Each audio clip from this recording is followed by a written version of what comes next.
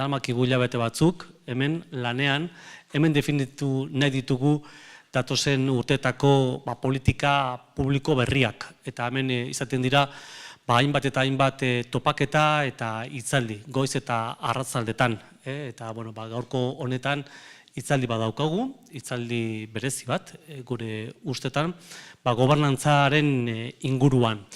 Y la jornada de hoy, el encuentro de hoy, desde luego se enmarca dentro de la formación de gobernanza abierta y colaborativa que hemos puesto en marcha en esta legislatura de la mano y con la ayuda y colaboración de UNED Bergara. Para nosotros era muy importante ir estructurando, ir definiendo de una manera mucho más académica todo el trabajo que estamos desarrollando en la Diputación, apostando por una nueva gobernanza mucho más abierta, mucho más colaborativa, que todo eso se enmarca dentro de Etorkizuna Eraikiz.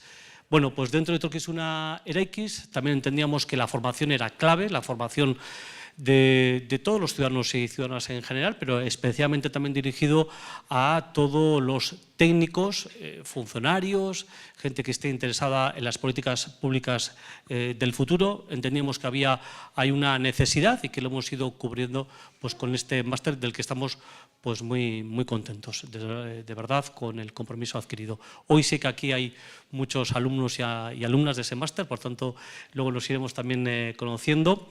Habrá más jornadas de este tipo, pero hoy, desde luego, contamos pues, con 3 estrellas, yo diría, y 3 amigos también, ¿no? Por una parte, Daniel Innerarity, catedrático de Filosofía Política, investigador de Ikerbasque en la Universidad del País Vasco, Euskal Herriko Unibertsitatea y profesor en el Instituto Europeo de Florencia.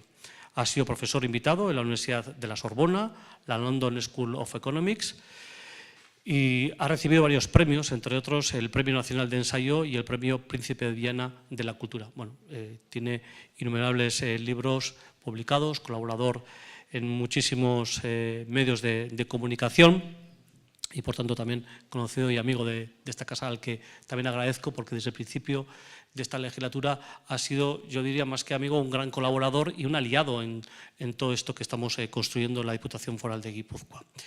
Mariola Urrea, profesora titular de Derecho Internacional Público en la Universidad de La Rioja, ha realizado estancias de investigación predoctoral en el Europa Institute de la Universidad, no sé cómo se dice esto, ahí, y en el Max Planck Institute de Heidelberg y estancias de investigación postdoctoral en el Instituto Universitario Europeo de Florencia y la Universidad de Nueva York. Ha elaborado monografías y artículos científicos sobre el modelo de integración de la Unión Europea, el sistema institucional y la toma de decisiones, la política de seguridad y defensa y la participación de las comunidades autónomas en el proceso de integración europeo, con particular atención a la cuestión del sistema fiscal vasco y su compatibilidad con la Unión Europea. En el 2003 recibió el Premio de Investigación García Goyena de la UNED y en el 2017 el Premio de Investigación Francisco Javier de Landaburu del Consejo Vasco del Movimiento Federal Europeo. Participa semanalmente en el programa Hoy por Hoy de la cadena SER y tiene una columna quincenal en El País. Otra amiga también de esta casa, eskerrik asko eta ongi etorri.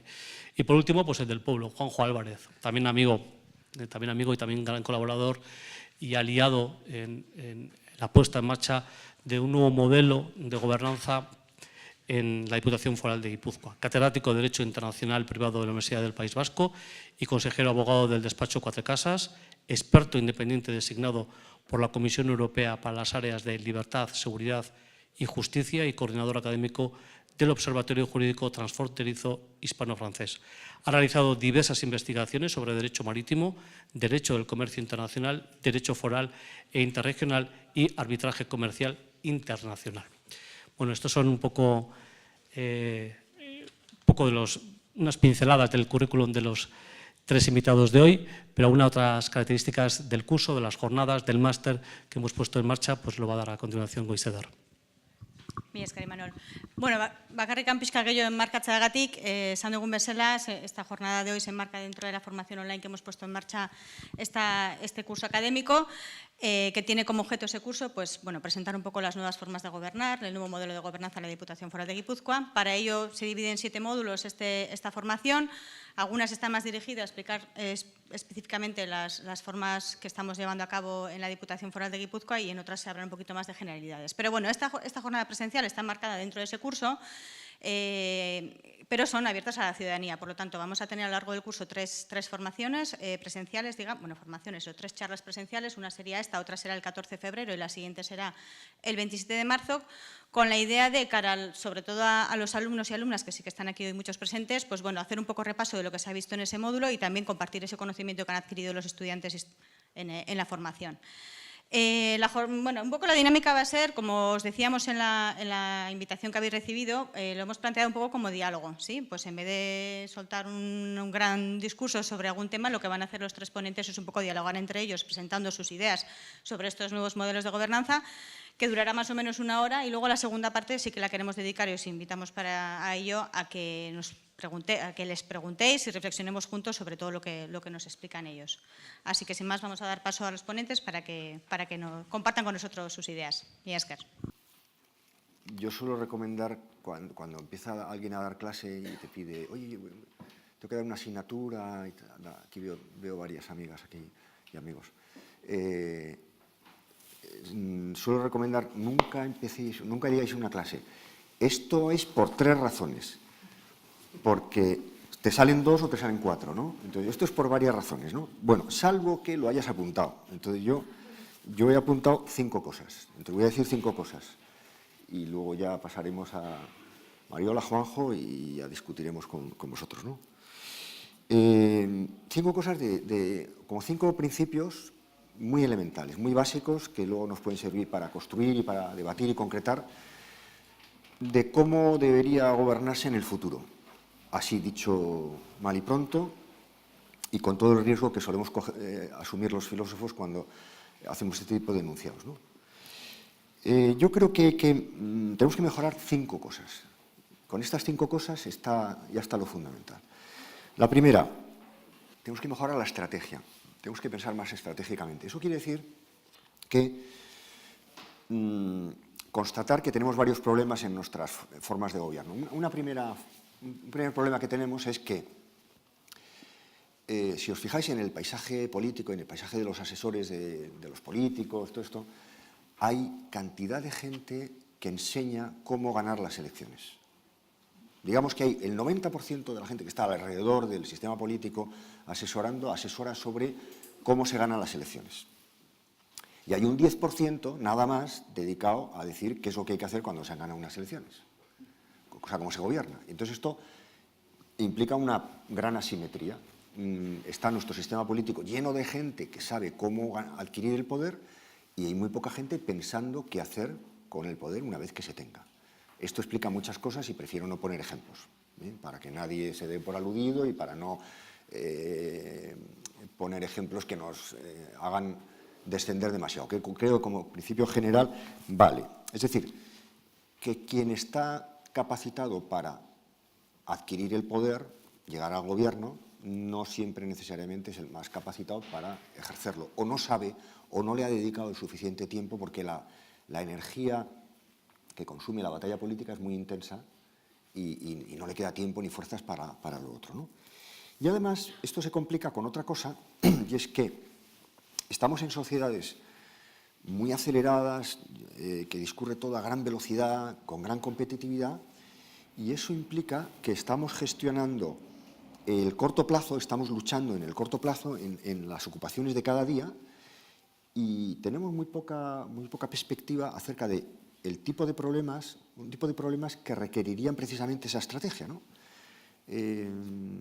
Yo suelo decir que ahora con esto de Internet y el correo y todas estas cosas, yo antes tenía un trabajo, ahora tengo 2. Tengo el que tengo y el de comunicación, ¿no? Porque no es verdad que los correos electrónicos te faciliten el trabajo, ¿no? Lo que hacen muchas veces es duplicarlo, ¿no?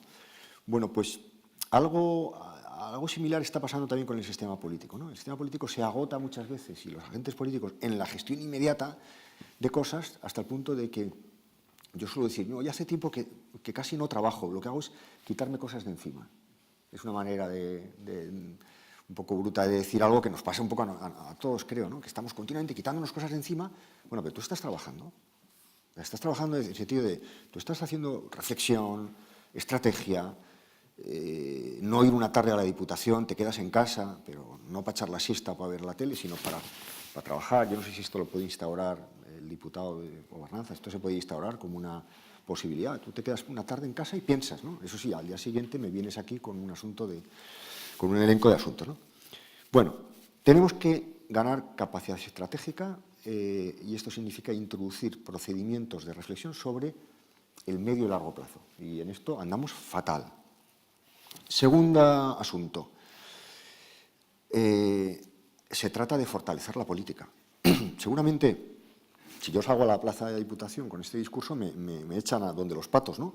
Porque la gente lo que piensa es que la política, como la política, fortalecerla, pero si lo que hay que hacer es debilitarla, porque de ahí hay una gente, una élite que manda muchísimo, ¿no? Bueno, si somos un poco ecuánimes, lo que veremos es que estamos en un mundo en el cual hay mucha gente que tiene poder, que tiene capacidad de presión, y el mundo político hace lo que puede en ese contexto, y muchas veces más bien es un mundo muy débil, comparado con el poder de los mercados financieros, comparado con el poder del calentamiento global, comparado con la velocidad de las redes, con la volatilidad de las opiniones públicas, etcétera. El mundo político yo lo veo débil. Yo he hablado en mi vida con muchos políticos de muy diverso signo y en muy diversos sitios, y en estos hombros que veis aquí han llorado unos cuantos, ¿no? Y ¿qué es lo que te dice un político cuando tú le haces una sugerencia? No me dejan, no puedo, tengo esta limitación. Es la frase tópica y real. Si fuera mentira, si al principio pensaba, estos dicen eso porque no quieren hacer. No, es que es verdad. O sea, la política está llena de limitaciones. Tenemos que conseguir que la política sea fuerte, significa que tenemos que conseguir que los procedimientos en las instituciones que corrigen un mundo que desbocado, sin ningún gobierno, sin ningún control, produce enormes desigualdades, produce externalidades negativas hacia el medio ambiente, conflictos sin fin. Si no hubiera un poco de gobierno, un poco de regulación, esto sería un desastre. Y yo siempre digo, la política está para la gente que no tiene otra esperanza que la política funcione bien. Hay gente que no necesita la política. Es más, hay gente a la que le vendría muy bien que la política siguiera débil, incluso se debilitara más, porque como ya tienen poder por su casa, ya tienen dinero, ya tienen fama, ¿para qué quieren? Cuando uno se dedica a la política tiene que pensar que es la esperanza de los que no tienen ninguna esperanza, salvo que la política vaya bien. Por tanto, limitar el poder de la política, claro, en el sentido de los checks and balances, todas estas cosas, de acuerdo, pero la política carece de capacidad estratégica, carece de capacidad configuradora, se está fracasando continuamente, sistemáticamente. Hay problemas que no somos capaces colectivamente de abordar persistentemente. O sea, que nuestra corrección de la desigualdad, nuestra lucha contra la violencia doméstica, nuestra corrección de las externalidades negativas que tienen que ver con el medio ambiente, tal, avanzamos lentamente. Los acuerdos de Katowice de ayer y tal, es que son desesperadamente lentos, grandes avances, pero desesperadamente lentos en relación con la magnitud de los problemas. Tercer asunto. Tenemos que conseguir suturar una gran herida que hay en nuestra sociedad, en nuestras sociedades, entre, lo voy a decir así un poco abstractamente, porque soy filósofo y si no lo dices abstractamente no te toma nadie en serio, y si lo dices abstractamente tampoco, pero bueno, es igual. Tenemos una gran sutura, una gran ruptura entre el principio de placer y el principio de realidad, dicho freudianamente. Es decir, entre la mitad de la población que cree que esto es jauja y la otra mitad de la población que no tiene ninguna ambición. Entre la mitad de la población que piensa que que se puede prometer todo, que se puede conseguir cualquier cosa, que todo es cuestión de ponerse, de voluntad. Y claro, no tiene conciencia de lo limitada que es la política, de lo limitados que son nuestros recursos, de que se necesita tiempo, compromiso, etc. Y la otra mitad de la población que tiene un sentido de los límites, del principio de racionalidad, pero no tiene ninguna ambición política de transformar la realidad. Incluso le importa más bien poco el tema de la legitimidad popular, ¿no? O sea, tenemos si eres lo primero, tenemos eso que se llama, a falta de un calificativo mejor, eres más bien populista; si prefieres lo segundo, eres más bien tecnocrático, tecnócrata. Por tanto, en un caso lo que quieres es más poder para el pueblo, en otro caso lo que quieres es menos poder para el pueblo y más para las instituciones. Bueno, yo creo que esto no tiene solución tal y como está planteado. Por eso yo hablo aquí de suturar. Tenemos que suturar esto. Si la gente no entiende, no apoya, no colabora con las decisiones políticas, esto no va a funcionar.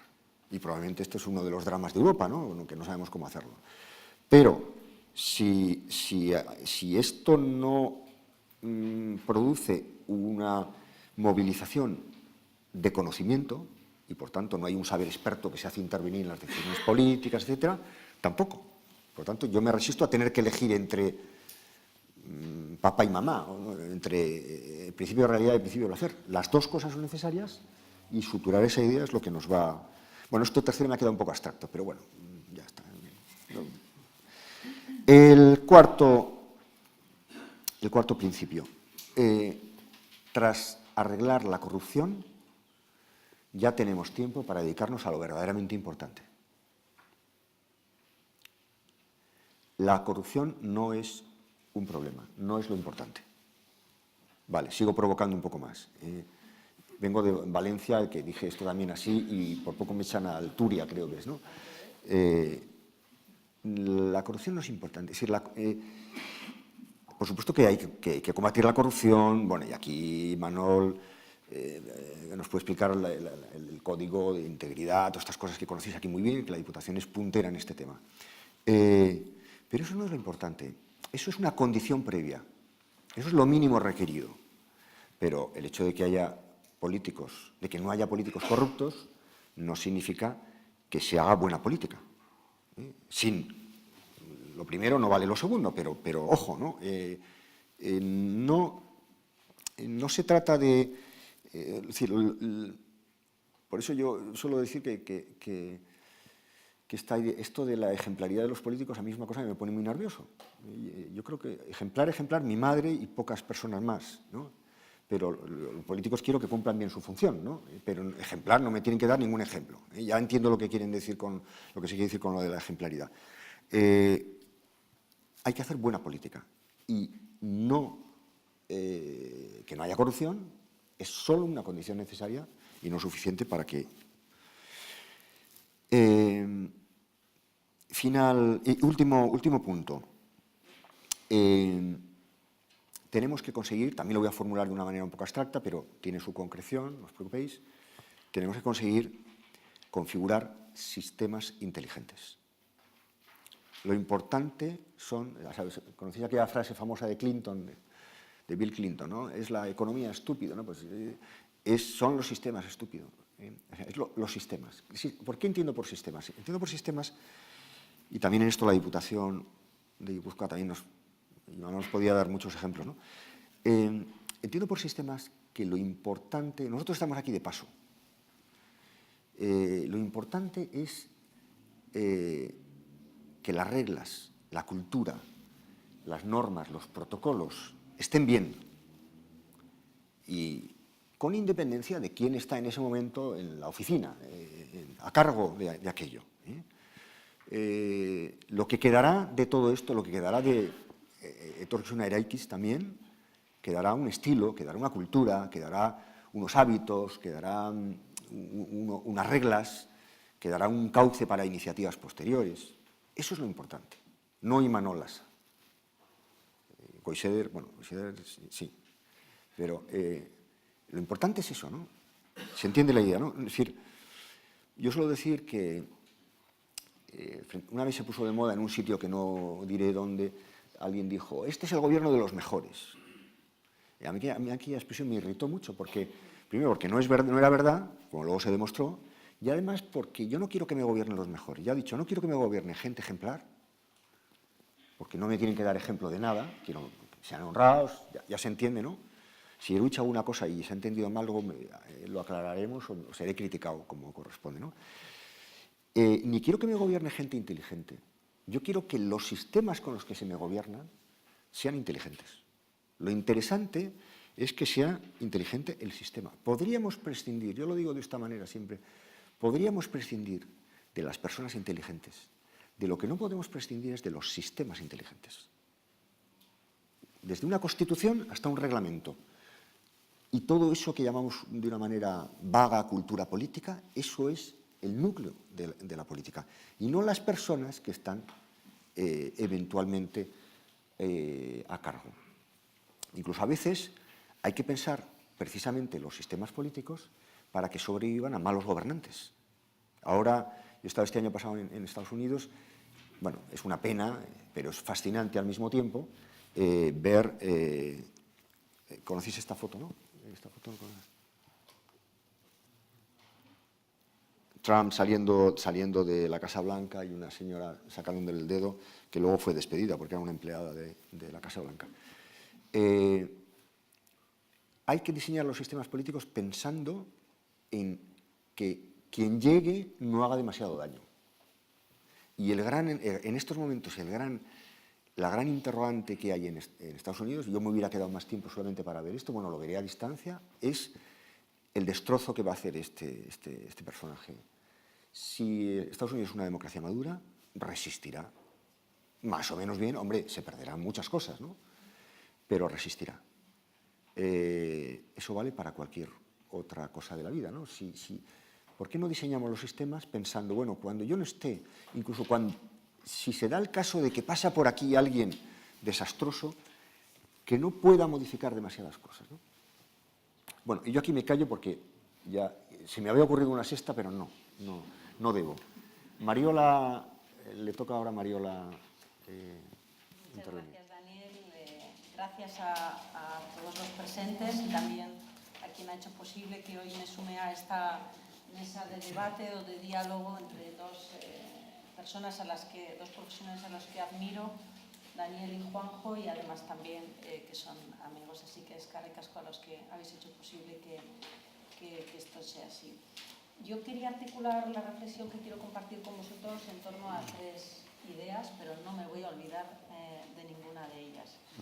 La primera la formularé en términos de contexto, la segunda en términos de dilema, y continuaré con algún punto de los que ha comentado Daniel acerca de los sistemas inteligentes y la importancia que tienen respecto a la buena gobernanza o buen gobierno. Y la última reflexión la formularé en términos de principios. Vamos con la primera, con la del contexto. Yo creo que el punto de partida para hablar de nuevos modelos de gobierno o buen gobierno, buena gobernanza, debe tomar como referencia la idea de que vivimos en contextos VUCA, que se conocen ahora, ¿no? Y que seguro que no son desconocidos para vosotros, este acrónimo en inglés que nos habla de la idea de entornos volátiles, entornos inciertos, entornos ambiguos y entornos complejos. Por lo tanto, quien tenga que enfrentarse a la idea de gestionar, da igual que sea una organización pública o un organismo público, una organización de naturaleza privada, da igual la jerarquía en la que uno se sitúa dentro de cada una de esas organizaciones, el caso es que va a tener que manejarse en entornos marcados por estos cuatro rasgos, estas cuatro características: la volatilidad, la incertidumbre, la ambigüedad y la complejidad. Y esas cuatro incertidumbres en realidad nos están interpelando sobre dos cuestiones. Una tiene que ver con cuánto sabemos sobre lo que ocurre, sobre una situación concreta, y esto tiene que ver con el conocimiento, el que exista, el que tengan los técnicos que están al mando de la situación, el que tenga el líder responsable de la organización, el que exista o el que no exista, porque vivimos en entornos que precisamente por esos rasgos, esos 4 rasgos que hemos dicho, puede darse la paradoja o la circunstancia de que tengamos que enfrentarnos a problemas cuya solución requiere de un conocimiento que todavía o no tenemos o no existe. Y esto tenemos que ser conscientes de ello. Y la segunda cuestión que nos plantea entornos VUCA, como los que he señalado, tiene que ver con la idea de en qué medida podemos anticipar los resultados de nuestras propias acciones. Y eso conecta con la idea de la predecibilidad. Por lo tanto, el contexto en el que nos ha tocado vivir y el que nos toca gestionar y el que toca gobernar es un entorno volátil, incierto, ambiguo y complejo, condicionado por un conocimiento que a veces existe, pero que en muchas ocasiones vamos a enfrentarnos a situaciones en las que no tenemos el conocimiento suficiente para abordar la solución.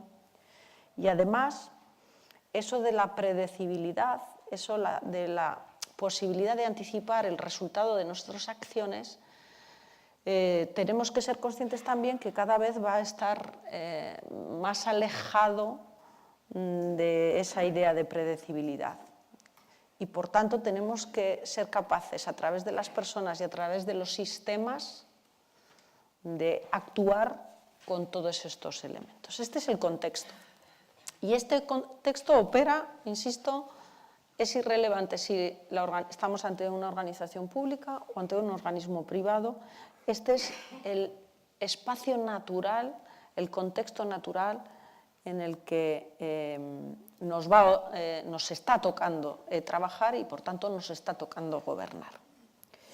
Segundo aspecto, lo planteaba en términos del dilema, ¿no? Y yo creo que aquí se le achaca a Jacques Delors esa idea de qué es lo relevante en una organización, si las personas o las instituciones, si las personas o los sistemas. Daniel ya anticipaba, lo relevantes son los sistemas y contar con sistemas inteligentes, contar con procedimientos, contar con trazabilidad, contar con esa macroestructura que es la que permanece y que además resiste frente a personas no virtuosas, a personas incapaces, a personas que técnicamente son deplorables, a personas que, dejadas por sí solas, podrían cometer cualquier tipo de tropelía en términos de buen o mal gobierno. Sin embargo, el propio sistema mitiga los efectos de ese mal que pueda aportar un individuo en particular. Bueno, pues en ese dilema de qué es importante las personas o los sistemas, yo debo reconocer que a lo largo de la vida, y introduzco aquí una clave en términos de experiencia personal, cuando he tenido que asumir funciones de gobierno en una organización pública como es la universidad, no siempre he tenido claro qué era lo oportuno.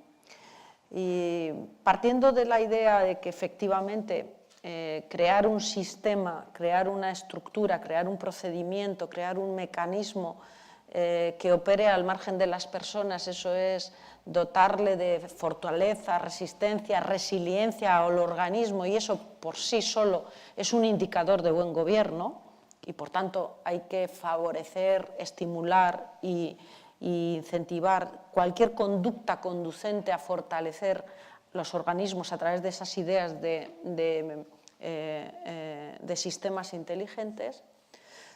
También es cierto que hay que introducir incentivos igualmente sólidos en la idea de captar a personas que dispongan de aquellas características en las que estemos de acuerdo, que son útiles para reforzar la inteligencia del sistema inteligente y no para deteriorar o hacer perder calidad, perder inteligencia a ese sistema que puede estar bien diseñado.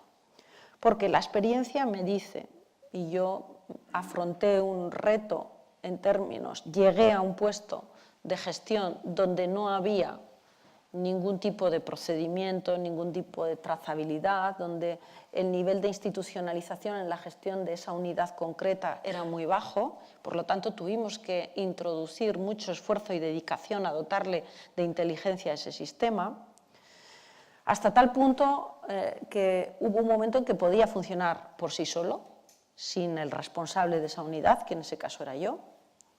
Pero también digo con el paso del tiempo que si no se cuida esa capacitación técnica, esa inteligencia de las personas, los sistemas se degradan. Y Daniel decía, Estados Unidos resistirá porque su institucionalización es lo suficientemente inteligente para poder absorber el coste de una personalidad en términos de buen gobierno tan, pongamos el calificativo que queramos, como Trump, pero el sistema se resistirá. La inteligencia del sistema de Estados Unidos, después de 4 años, y no hay que decir después de potencialmente 8 años de una persona que lidera el sistema con esos rasgos de actuación, deteriora la calidad del sistema. Desprecia los procedimientos y los procedimientos van caducando o introduce elementos de aparta los sistemas y articula un método de toma de decisiones incluso al margen del sistema. El sistema no lo resiste todo.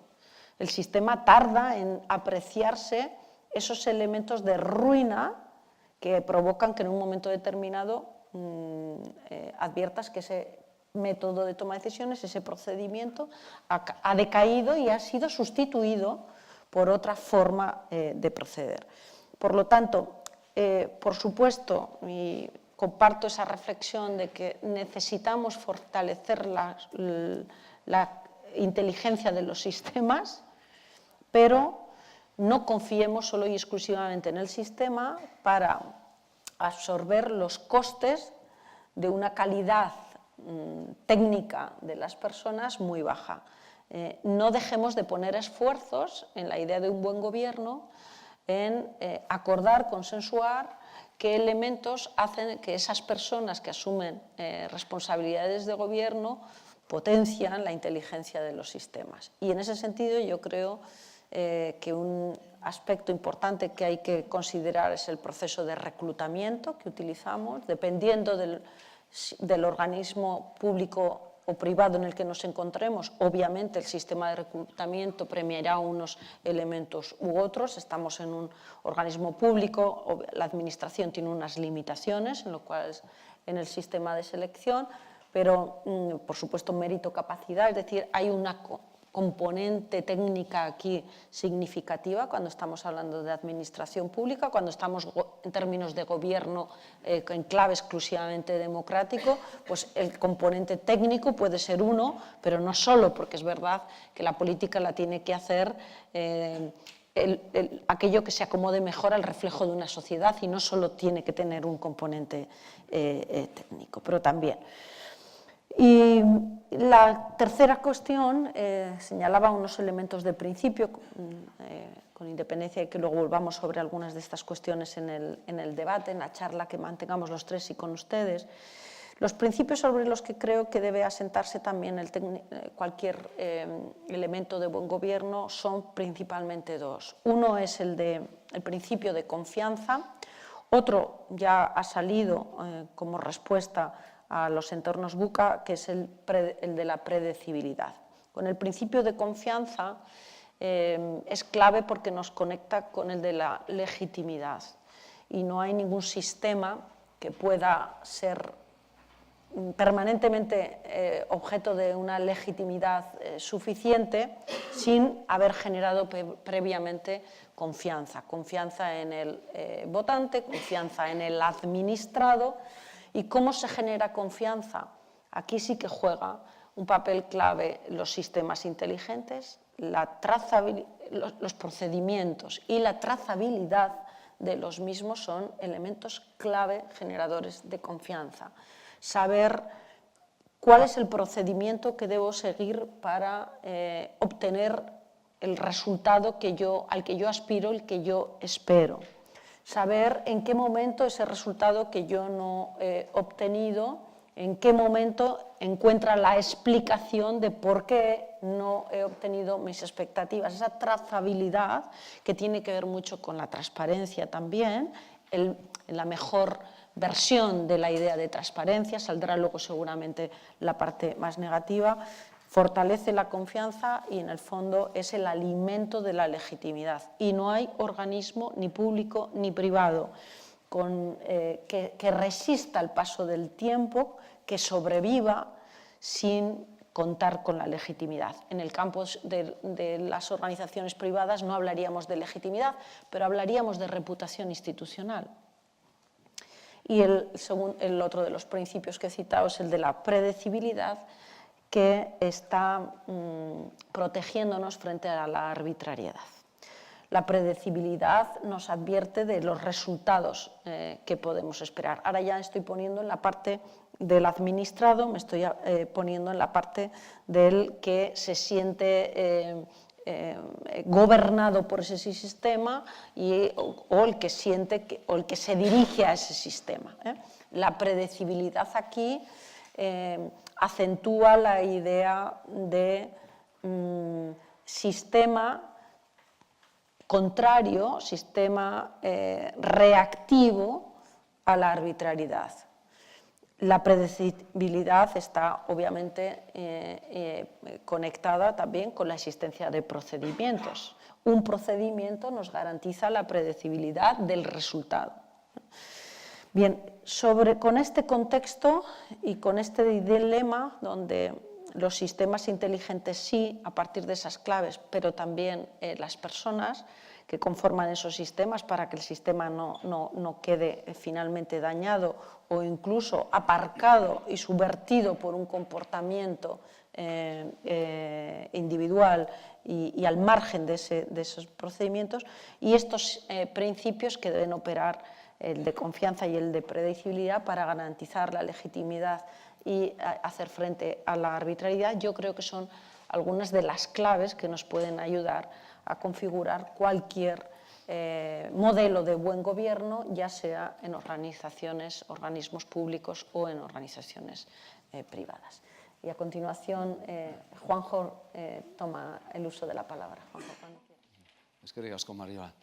Bueno, arratsalde on guztioi, eta plazer handi bada hemen egotia eta Daniel eta Mariolarekin solasien egotia beste bat.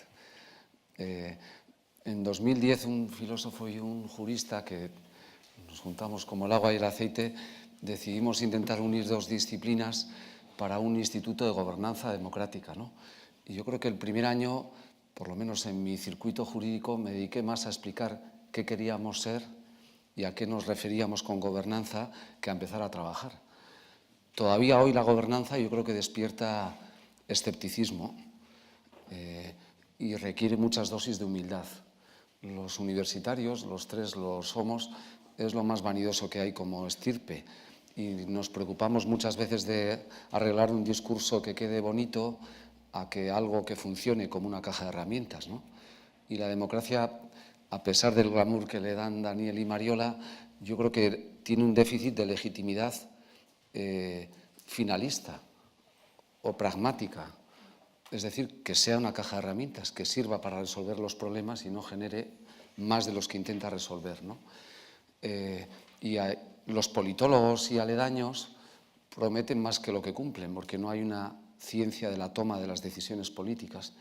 Y los juristas vamos siempre 80 pasos por detrás de la solución, ¿no? Con lo cual no estamos para dar lecciones desde ese ámbito, pero el binomio derecho-política, el binomio derecho-ética es una evidencia de que limitarnos al análisis del gobierno, es decir, del sujeto que gobierna, nunca va a permitir solventar los problemas, ¿no? La gobernanza amplía las miras, se quita anteojeras y trata de comprobar cuántos sujetos, algunos los han enumerado ya perfectamente Daniel y Mariola, intervienen en esto que es la res pública o la cosa pública, ¿no? Yo quería ir al binomio derecho y política y derecho y ética para intentar ver si hay algún cauce o alguna vía de esperanza dentro de un pesimismo ilustrado, como dice Sartori, es decir, de alguien que es pragmático y que asume que las cosas están fatal y que es difícil que vayan a mejor, pero que si seguimos con ese pesimismo permanente nunca mejorarán, ¿no? Yo discrepo públicamente en una primera cuestión. Lo hemos hablado muchas veces Daniel y yo privadamente. Yo creo que las personas hacemos a las instituciones y no las instituciones a las personas. Es decir, yo puedo llegar a un lugar corrupto y no asumir que la corrupción es la norma o la regla, empezando por denunciarla o empezando por ser políticamente audaz, ¿no? Estamos siendo, bueno, Obama hablaba de la audacia de la esperanza, ¿no? Era el rey de la retórica y así murió con canas políticamente hablando, ¿no? La audacia conceptual ya la hemos conquistado. Hay toda una literatura en torno a lo que debemos de hacer, a lo que se está haciendo mal, a la relativización de que no hay una ciencia exacta de la solución de los problemas. Hay unos diagnósticos preciosos, pero somos economistas de la política, no somos capaces de anticipar. Después de Andalucía todos hablamos de lo mal que se ha hecho esto o lo otro, como los economistas, como forenses, dicen de que se ha muerto el enfermo y no cómo curarlo hasta la siguiente crisis, ¿no?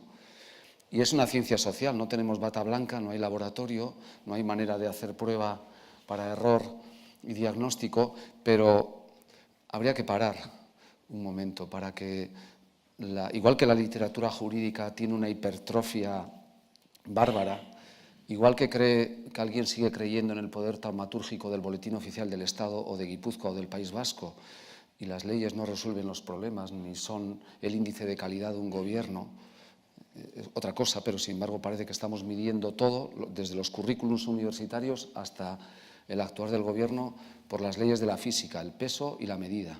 Y así nos va, ¿no? Si miramos por esa vía o entramos en la burocracia de la evaluación, nos olvidamos de lo importante que es, primero, ser honestos. Estoy completamente de acuerdo en que se puede ser honrado y honesto en política y ser un mal político, ¿no? Tú lo has escrito mejor que nadie, Daniel.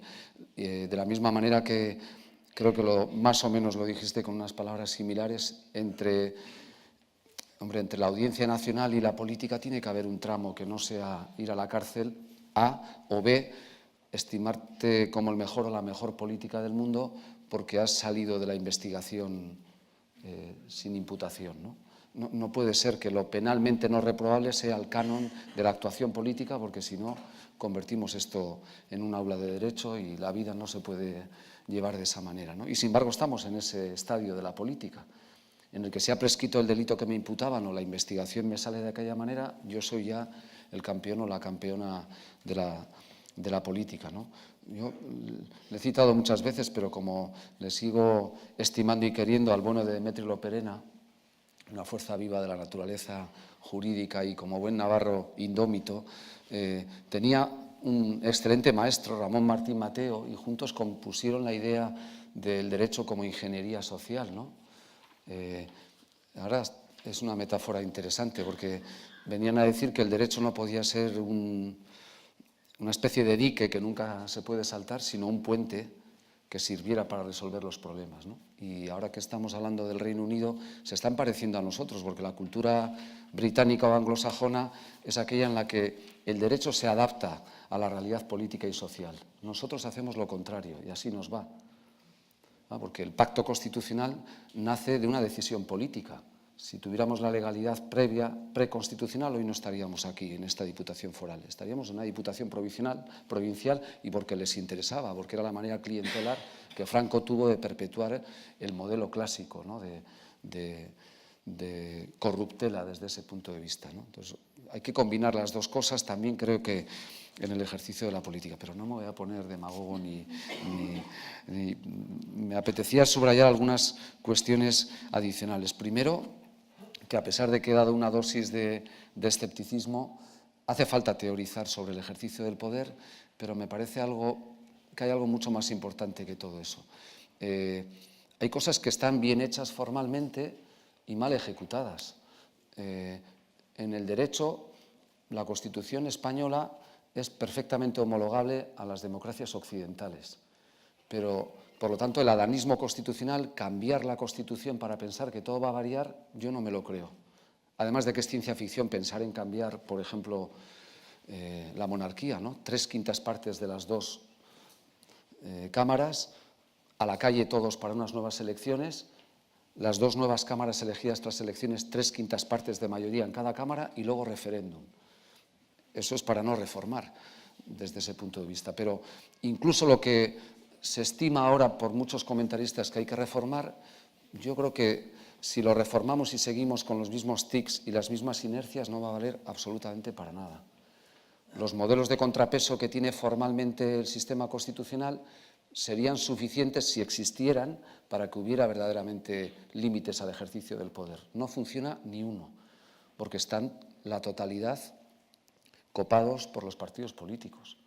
Y si tú creas más contrapesos, pero no articulas un sistema, en la línea que Mariola dejabas caer, ¿no? El elemento del recruiting, de cómo hacer esa selección, desde un juez hasta otros ámbitos, pues si no cambiamos eso, podemos pegar un cambio radical al texto que no van a cambiar los problemas y vamos a perder el tiempo y las energías desde ese punto de vista, ¿no? Yo creo que ese es otro elemento que creo que merecería la pena subrayar para hacer una administración más competitiva, con referentes éticos y que supiera y fuera capaz de hacer lo que Adela Cortina decía, ¿no?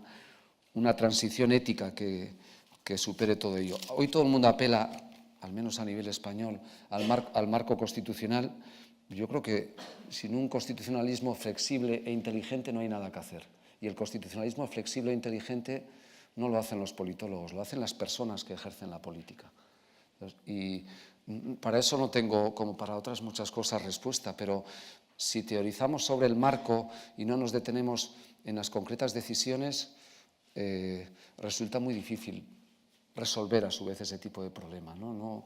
No pretendo hacer ver que el curso no sirve para nada, en absoluto.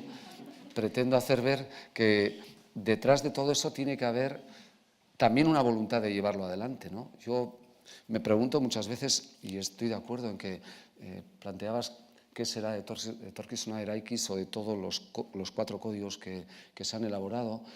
Yo creo que son un legado importante para que se muestren también las coherencias y las incoherencias, ¿no? Que tienen todas las casas políticas y todos los gobiernos. La participación política, ¿no? La hablamos permanentemente de la importancia que tiene. Pues yo preguntaría al alcalde de Donosti, ¿por qué consultar sobre los toros y no consultar sobre el metro, ¿no? ¿Por qué es incómodo? ¿Porque hay un acuerdo de gobierno y complica las cosas? ¿Porque los ciudadanos no podemos decidir sobre eso? ¿Por qué para unas cosas sí y para otras no? Y no estoy haciendo electoralismo, estoy preguntando si hay respuesta a la complejidad de traducir la coherencia ideológica con la incoherencia de la praxis de la política. Y eso no va a haber gobernanza que lo resuelva. Ninguna, ninguna. La llamada a las urnas es la llamada a ver cuántos decepcionados me van a votar o cuántos frustrados y frustradas me van a votar. Porque es imposible contentar a toda la ciudadanía. Pero para contentar a toda la ciudadanía yo creo que hay que empezar por ser sinceros y sinceras, ¿no? Y eso no se enseña en un aula de gobernanza. La sinceridad, la humildad no impostada, el reconocimiento de la complejidad, los corsés que existen en la política son los mismos que existen en un departamento universitario y en la familia, desde todo punto de vista. No hay una ciencia exacta, no la hay. Pero creo que habría que empezar por asumir esa cuestión. De la misma manera, y termino, que a mí me parece, no solo en la política, pero sobre todo en la política, mucho más importante que cortar la cinta o de cómo acabe un resultado, cómo se llega ahí, ¿no?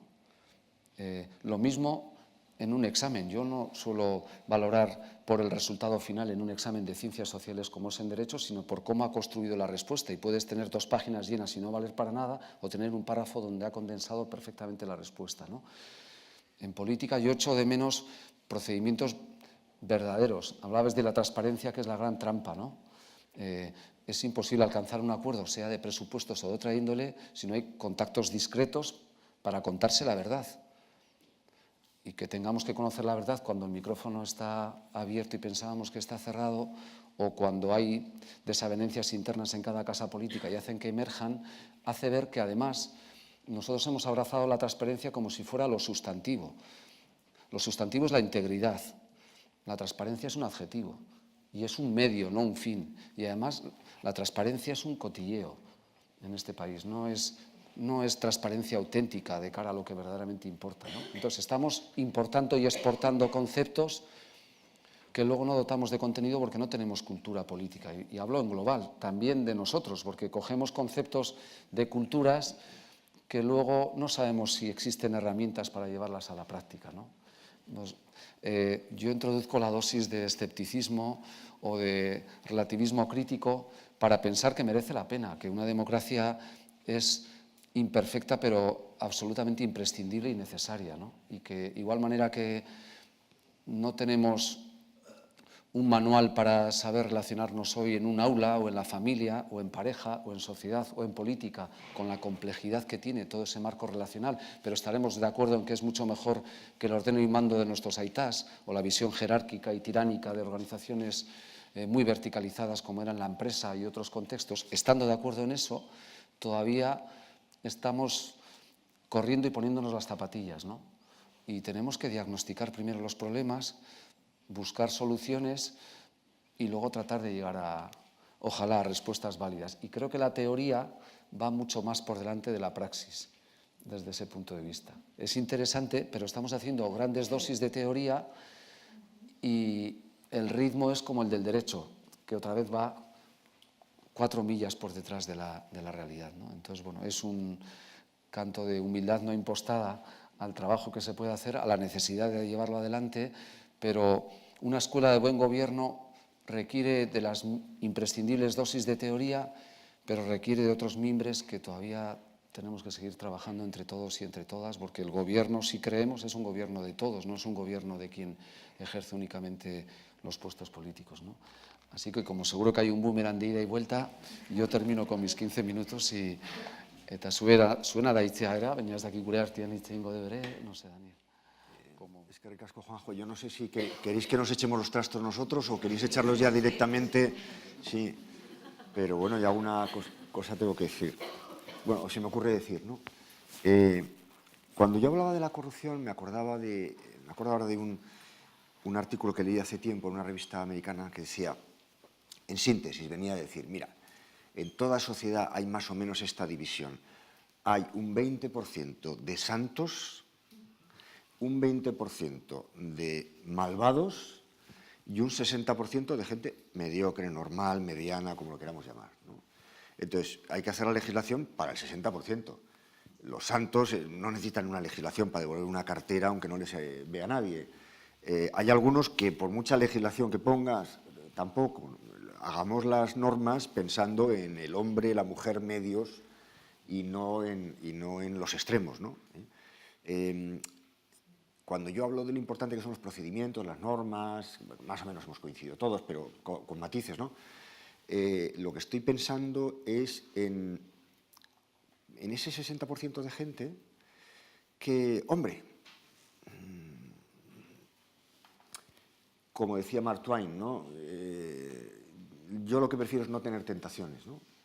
O Oscar Wilde, lo resisto todo menos la tentación. Pues mejor que no haya tentaciones, ¿no? Entonces, si hay una cierta transparencia, si hay un entorno en el que lo normal es que nadie roba, si hay una vigilancia pública, pues yo estoy en el 60%.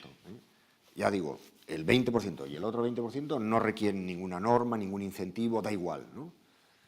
A eso es a lo que me refiero con la manera de ganar al 60% son los procedimientos. El 20% no hay nada que hacer en un sentido o en otro.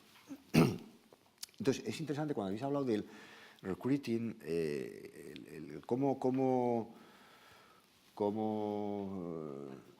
captar gente para eso. Sí, los nombramientos, ¿no? Desde los jueces hasta los cargos públicos de todo tipo y tal. Claro, es que, perdonad, pero me habéis dado la razón.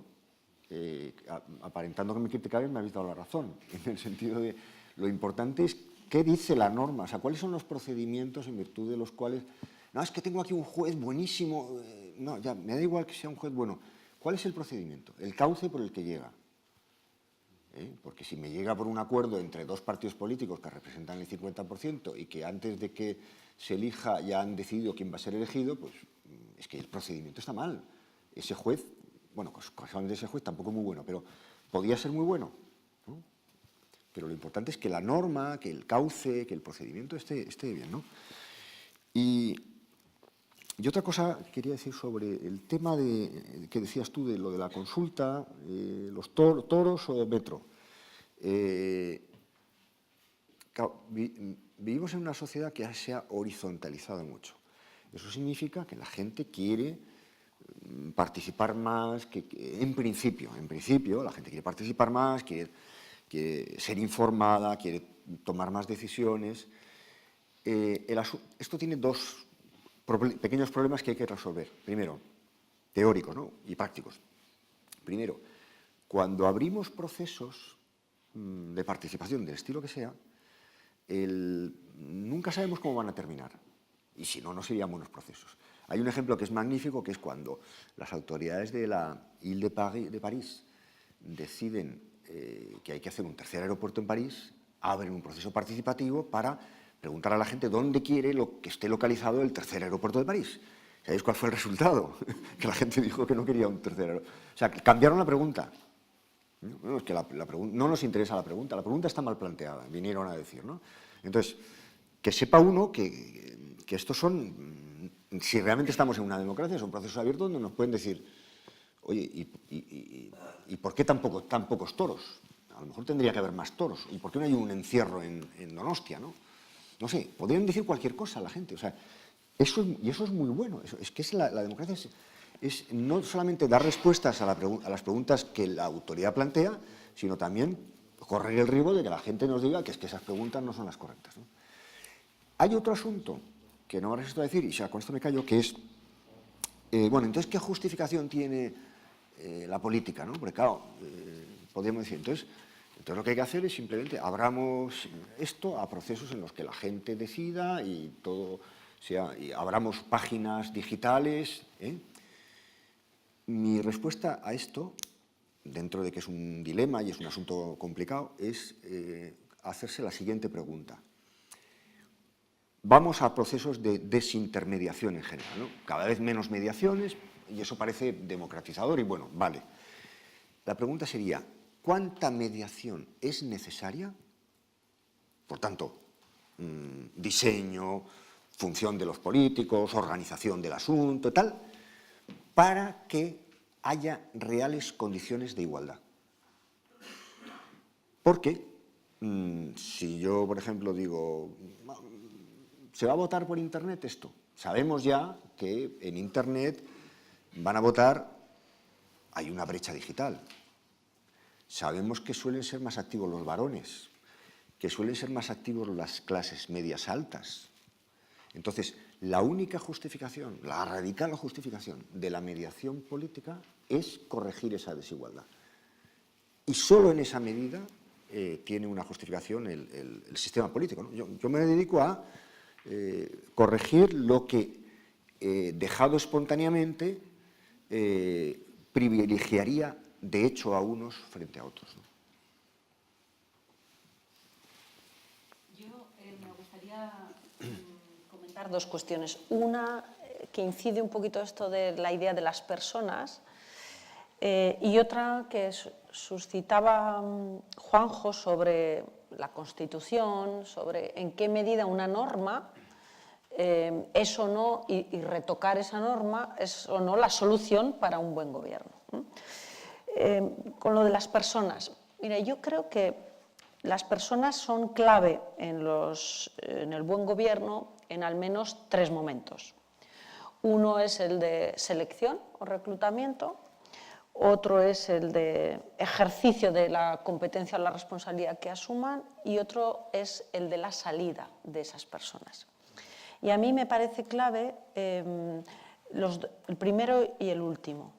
Y confío en la inteligencia del sistema para que el funcionamiento de esa persona no deteriore la calidad del gobierno si el sistema es inteligente y hay procedimientos suficientemente bien articulados para que para vigilar, por así decir, el comportamiento de esa persona en el marco de la organización. Pensemos en un funcionario, si es la cuestión, o pensemos en un ministro, en el desarrollo del puesto, o pensemos en un diputado foral. Hay dos momentos estratégicos, que es la entrada al sistema y la salida.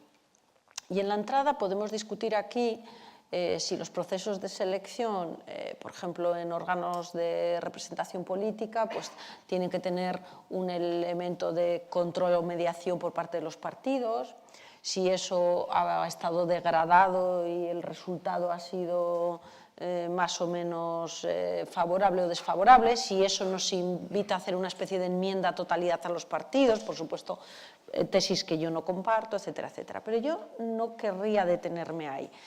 Un campo magnífico es el tema de los jueces, porque esto nos llevaría a una reflexión de cómo a veces los procedimientos de selección se quedan obsoletos y el procedimiento puede formalmente ser perfecto, un sistema de selección conforme al criterio de mérito y capacidad, ahí no hay debate, pero en el caso de los jueces, con un programa que ya no responde a toda la lógica del marco jurídico que luego hay que aplicar y resolver para resolver los problemas actuales, porque vivimos en sistemas jurídicos interdependientes e interconectados y de nada tiene no tiene sentido memorizar solo y exclusivamente el ordenamiento jurídico nacional cuando vas a tener que operar en un sistema interdependiente con otros ordenamientos jurídicos a los que hay que dar entrada, pero también con jurisprudencia de tribunales internacionales que hay que considerar y, de hecho, algunos de los fallos entendidos como tales en el último tiempo son pronunciamientos de tribunales nacionales que simplemente ignoran, por falta de conocimiento, los pronunciamientos que ya existen y son estándar en términos de estándar de calidad democrática, por ejemplo, del propio Tribunal Europeo de Derechos Humanos. Pero no me quiero alejar tanto de un caso tan específico como el de jueces. Y, por cierto, en todo caso, esto provoca un deterioro de la confianza en el sistema, que en principio era un sistema inteligente, porque era un sistema con procedimientos bastante depurados que hay que actualizar y que hay que acomodar a los nuevos desafíos. Pero me interesa mucho centrarme en el punto de la salida de las personas del sistema, porque yo creo que conecta ahí con la idea de virtud pública que señalaba Daniel y que también Juanjo, ¿no? Y fíjense, yo creo que exigir un comportamiento virtuoso a las personas y conectarlo con la idea de buen gobierno es compatible con poner el énfasis en la importancia de los sistemas inteligentes, porque a la hora de expulsar del sistema democrático a personas que han podido ser reclutados de una manera y controlados en su procedimiento por el propio sistema, yo creo que ahí sí que hay una referencia que se construye socialmente en términos de, salvo que nos encontremos con situaciones de vulneración del Código Penal, que entonces está claro y expulsamos a esa persona porque contraría el principio de legalidad y ha perdido una presunción de inocencia, pero tengamos claro que para llegar a esa fase tenemos que agotar en términos temporales procesos larguísimos que los ciudadanos se inquietan porque pero todavía sigue en el puesto y a pesar de eso ha habido una fase de instrucción de procedimiento judicial contra él, incluso la apertura de un juicio oral e incluso una sentencia que, por cierto, no es firme y hay que recurrir. Podemos estar hablando de años. Y para que eso no ocurra, el buen gobierno tiene que alejarse de ese principio de pérdida de la inocencia y aproximarse a otro elemento que es el de la decencia. Tú puedes salir del sistema, te podemos expulsar del sistema aunque seas inocente, aunque no hayas robado,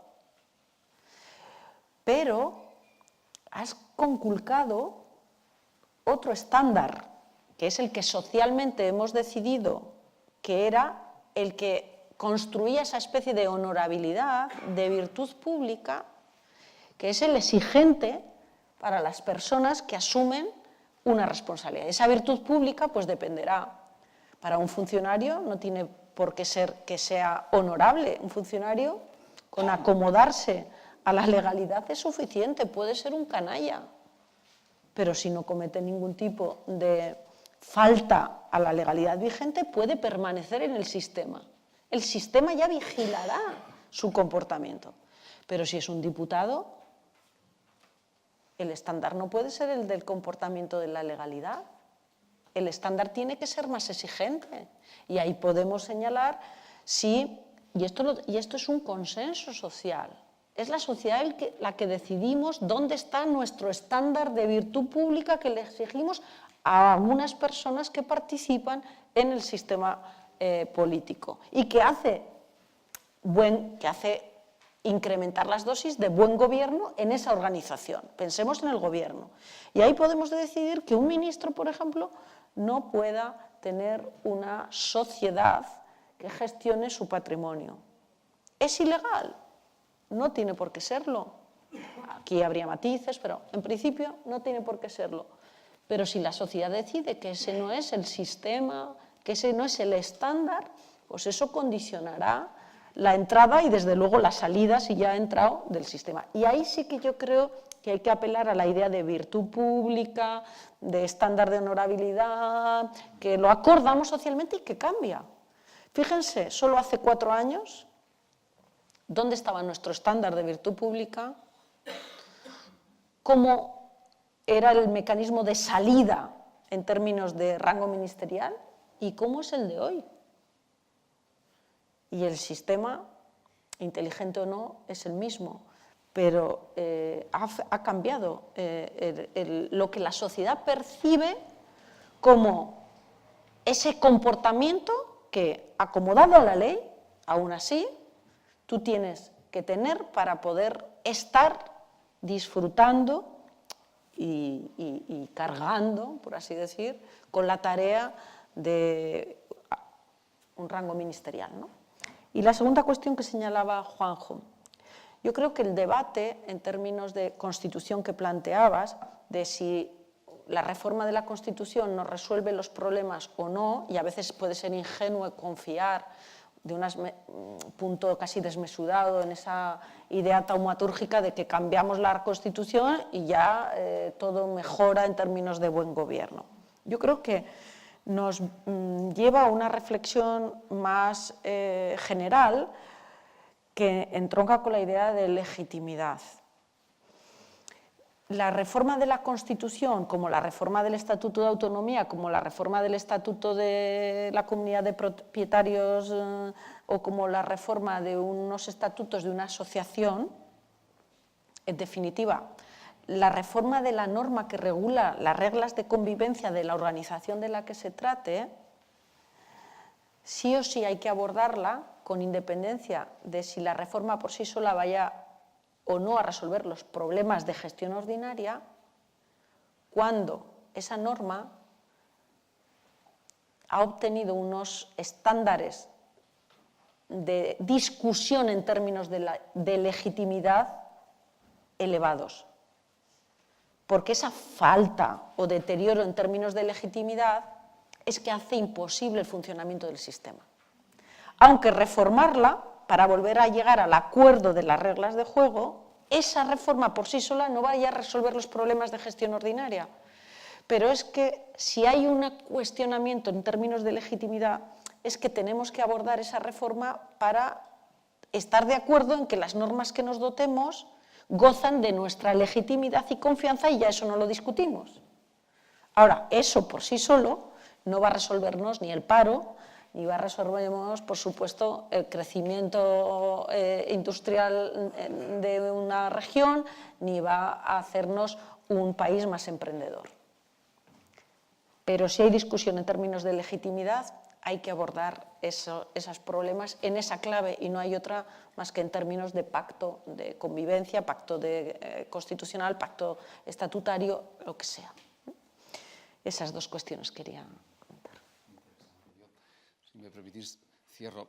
No vengo con esta obsesión, pero citas legitimidad y citas pacto, y hace 2 semanas invitamos a Miguel Herrero de Miñón a un simposio sobre el autogobierno, y en una conversación privada, que luego la trasladó al debate público, por lo tanto la puedo comentar, recordábamos un encuentro en el año 91 en La Magdalena, entre Julio González Campos, Miguel Herrero de Miñón y Peces Barba, en el que Peces Barba se arrogaba la autoría de por qué la monarquía española llegó a instaurarse democráticamente en la nueva Constitución sin un referéndum ad hoc sobre monarquía y república como tuvieron italianos o portugueses después de sendas dictaduras, igual que nosotros, ¿no? Nos contaba él, yo iba de cuarto de la fila porque mi maestro González Campos estaba dando un curso, yo estaba haciendo la tesis doctoral y tengo aquel recuerdo en la mente que se lo cité a él tomando un café antes de ir al simposio y le dio por evocarlo luego allí, seguramente porque tenía alguna cuita pendiente con Peces Barba, porque dijo que no era del todo cierto que él fuera el causante de lo que ahora voy a tratar de comentar como anécdota de legitimidad.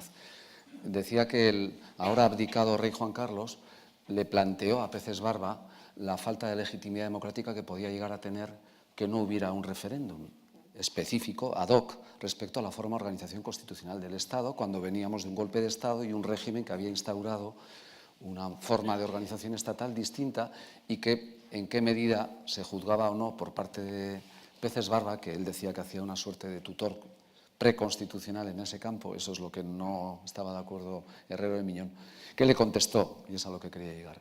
Mira, seguramente ganaríamos ese referéndum, porque la gente está deseando cambiar el paso y se podrá llevar adelante. Pero si el pueblo vota una vez, reclamará votar históricamente otra vez, por ejemplo, cuando ha abdicado él recientemente. Metamos todo en el mismo pack, la gente va a votar que sí a la Constitución, votando que sí a la Constitución, vota que sí a la monarquía. ¿Eso es legitimidad democrática? ¿O no es? ¿O son unas decisiones de alguien que, consciente de lo que podía haber, hace un planteamiento, está en el lugar oportuno para... Bueno, pues llamémosle como sea, pero no es legitimidad desde ese punto de vista. Yo quiero decir que sacralizamos en exceso la legalidad que proviene de un pacto político previo, como las elecciones andaluzas, las primeras para convertirse en comunidad histórica, ¿no?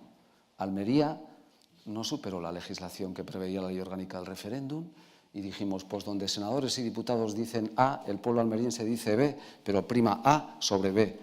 Y aplicamos retroactivamente una legalidad sobrevenida por un pacto político. Al Partido Socialista le venía bien y UCD no tenía capacidad para frenar eso. Eso es vulnerar una ley orgánica tan seria como la del referéndum.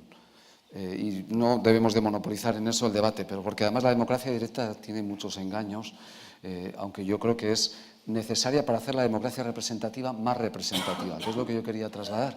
Yo creo que cualquier campaña pro elección vale menos que, por ejemplo, instaurar listas semiabiertas. En las elecciones que vamos a tener en mayo, preciosas, en las europeas, forales y locales. Yo ya no soy de una tribu, de un partido político. Incluso creo que hay políticos y políticas a los que les pesa la sigla del partido en el que van.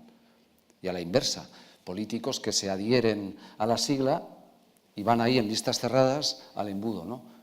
Me encantaría una prueba real, democrática, para ver en qué medida, primero, incentivaríamos muchísimo más el voto ciudadano, el compromiso preelectoral y el compromiso al día de las elecciones, donde seguramente demostraríamos que no somos tribus bajo unas siglas y que me puede parecer muy bien las posiciones de esta persona que no pertenece al partido que habitualmente voto en esta cuestión.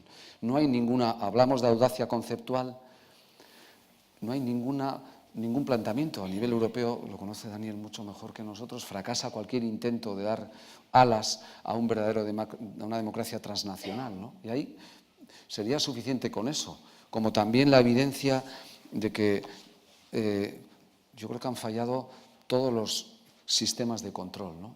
Es decir, la crisis de la democracia es la crisis de un modelo de gobierno que está gobernado por los partidos políticos, que está colonizado por los partidos políticos y que son el amianto real de una ausencia de democratización. En todo, yo apuntaba interdependencia del Poder Judicial, independencia del Banco Central, independencia de organismos reguladores, transparencia, limitación de mandatos, apertura de los partidos políticos, listas semiabiertas. Sin contrapesos tenemos una democracia de baja calidad. y con una democracia de baja calidad, aunque pongamos instrumentos buenistas desde el punto de vista regulatorio, el Código Penal ya hemos visto que no sirve para medir la calidad de una democracia. Vamos a intentar mecanismos democráticos para intentar revertir esa distancia entre la ciudadanía y la democracia, ¿no? No hay ningún intento. Y cuando se intenta hacer algo en Europa, son los Estados los que dicen, no, no, Daniel, en ese punto, bueno, tú lo sabes mejor. Espera, Daniel. Sí, sí. Antes de que sigas, vamos a ver si alguno quiere comentar algo, porque iba a decir sé que eso. Tú estarías aquí hasta las 8 de la mañana, de pasado mañana. Me has A ver pillado. si alguno quiere comentar algo y si no, seguís vosotros. ¿Vais?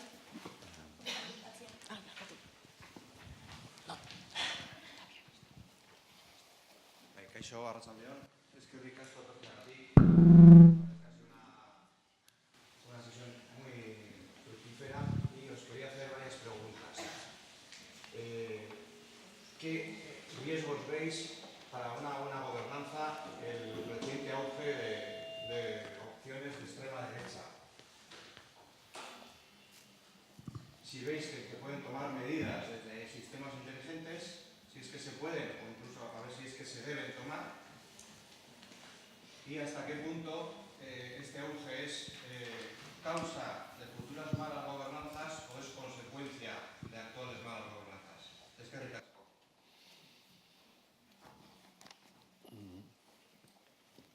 ¿Quién empieza?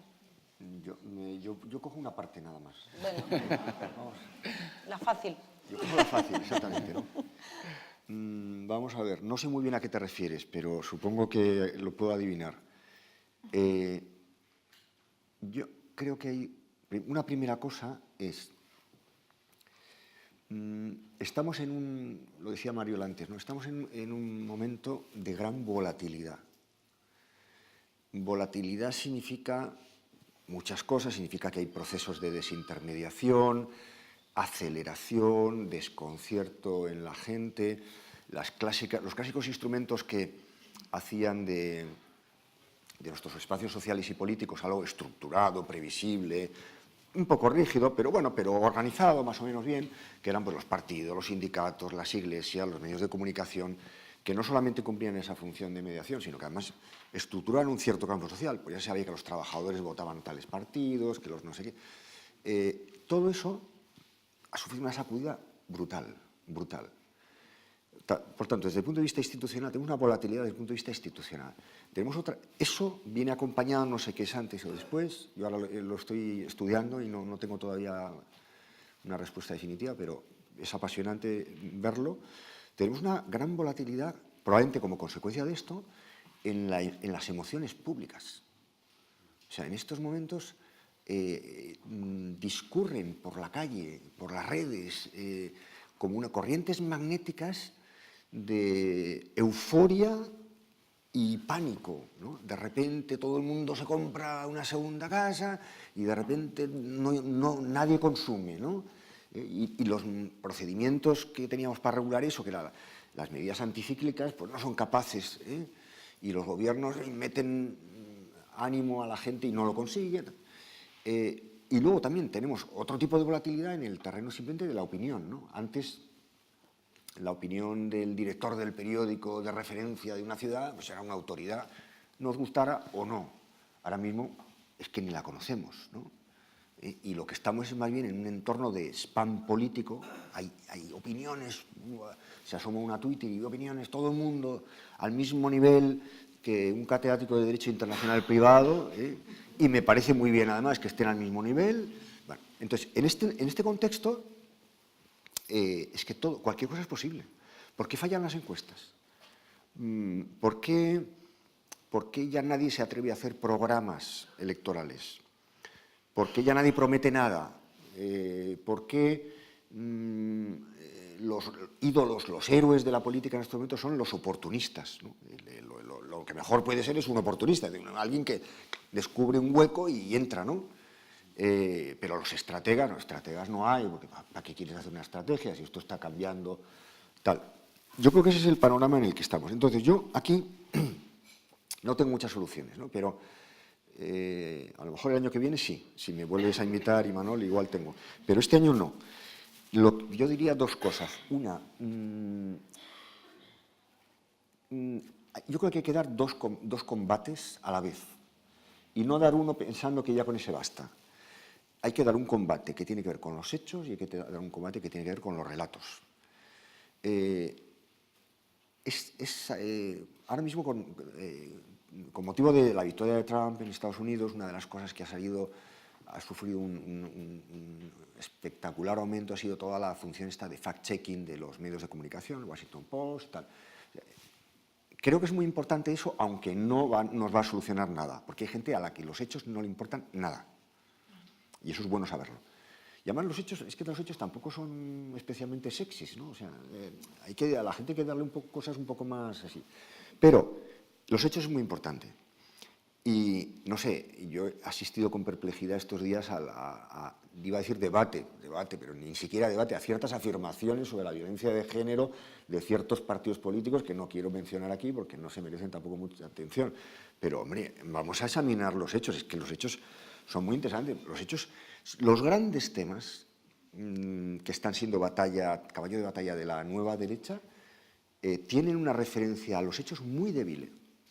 Los temas de identidad nacional, los temas de emigración, los temas de feminismo, violencia de género y tal, no resisten el paso. No digo que los hechos no hagan nada de eso discutible, ¿no? Pero vamos, en lo fundamental, la razón no está de la parte de este tipo de gente, ¿no? Y la otra cosa, yo creo que esto también hay que contarlo bien. O sea, y la gente, primero porque a veces la gente muy entusiasta con el tema del fact-checking se olvida que la democracia es un régimen de opinión y lo que hacemos es interpretar hechos. Estamos todo el día, los debates parlamentarios, las Juntas Generales de Guipúzcoa no se discute de hechos, se discute de interpretaciones de hechos. Los hechos son un 5%, el 95% restante son las... ¿Cómo interpretamos? ¿Hemos salido de la crisis? ¿Sí o no? A ver, un hecho que diga que hemos salido, pues depende, bueno, ahí está la derecha, la izquierda, hay opinión, ¿no? Entonces, desde luego, sin ese 5% o 10%, lo que sea, todo sale mal. Ejemplo, el Brexit, ¿no? Si ya empezamos con los hechos estropeados, ya todo sale mal. Pero no basta con los hechos. Hace falta un relato, hace falta una ideología, hace falta una teoría, hace falta un mensaje que haga ver cosas que no son evidentes, que no tienen que ver con los hechos, pero que las podemos hacer atractivas, ¿no? Yo creo que hay un cierto pesimismo, hay un excesivo pesimismo en relación con un enemigo que es mucho más débil de lo que nos pensamos. Miquel, mucho más débil. O sea, realmente es muy cutre la nueva derecha en todos los países, muy cutre. Son 4 cosas cogido con alfileres, un miedo bien manejado y uso de redes sociales, mientras los demás, los buenos, digamos, pensamos que todavía es muy importante un editorial del diario X. O que con las cifras se desmonta una teoría y un miedo que tiene la gente, ¿no?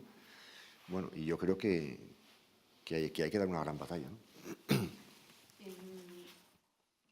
Yo escribía recientemente, de hecho hoy, que la manera en la que nos estamos enfrentando a estos fenómenos a los que Miquel apela, a mi juicio, con respuestas tipo ilegalicemos partidos, ilegalicemos CDRs o establezcamos cuarentenas respecto a otro tipo de partidos con otro tipo de ideologías, yo creo que eso no tiene cabida en nuestro sistema inteligente definido en el marco constitucional. Por lo tanto, la respuesta que estamos dando desde la configuración de nuestro sistema, de nuestra propia democracia, que no es una democracia militante, y no lo es porque nuestra propia Constitución no tiene una cláusula de intangibilidad que proteja esas esencias que hemos considerado que hay que proteger en cualquier condición y en cualquier circunstancia, incluida una reforma a la Constitución. Nuestra Constitución no es así, no está creada así. Hay otras constituciones que sí, la francesa, la alemana, también la italiana, donde han decidido que pase lo que pase, ocurra lo que ocurra, se van a proteger la idea de Estado social y democrático de derecho, se va a proteger la forma republicana. Por tanto, cualquier iniciativa de reforma de esas constituciones no van a poder tocar ese núcleo duro, intangible, de protección, porque son democracias militantes. La nuestra no lo es. Por lo tanto, la nuestra, ante cualquier reforma, podría discutirse todo.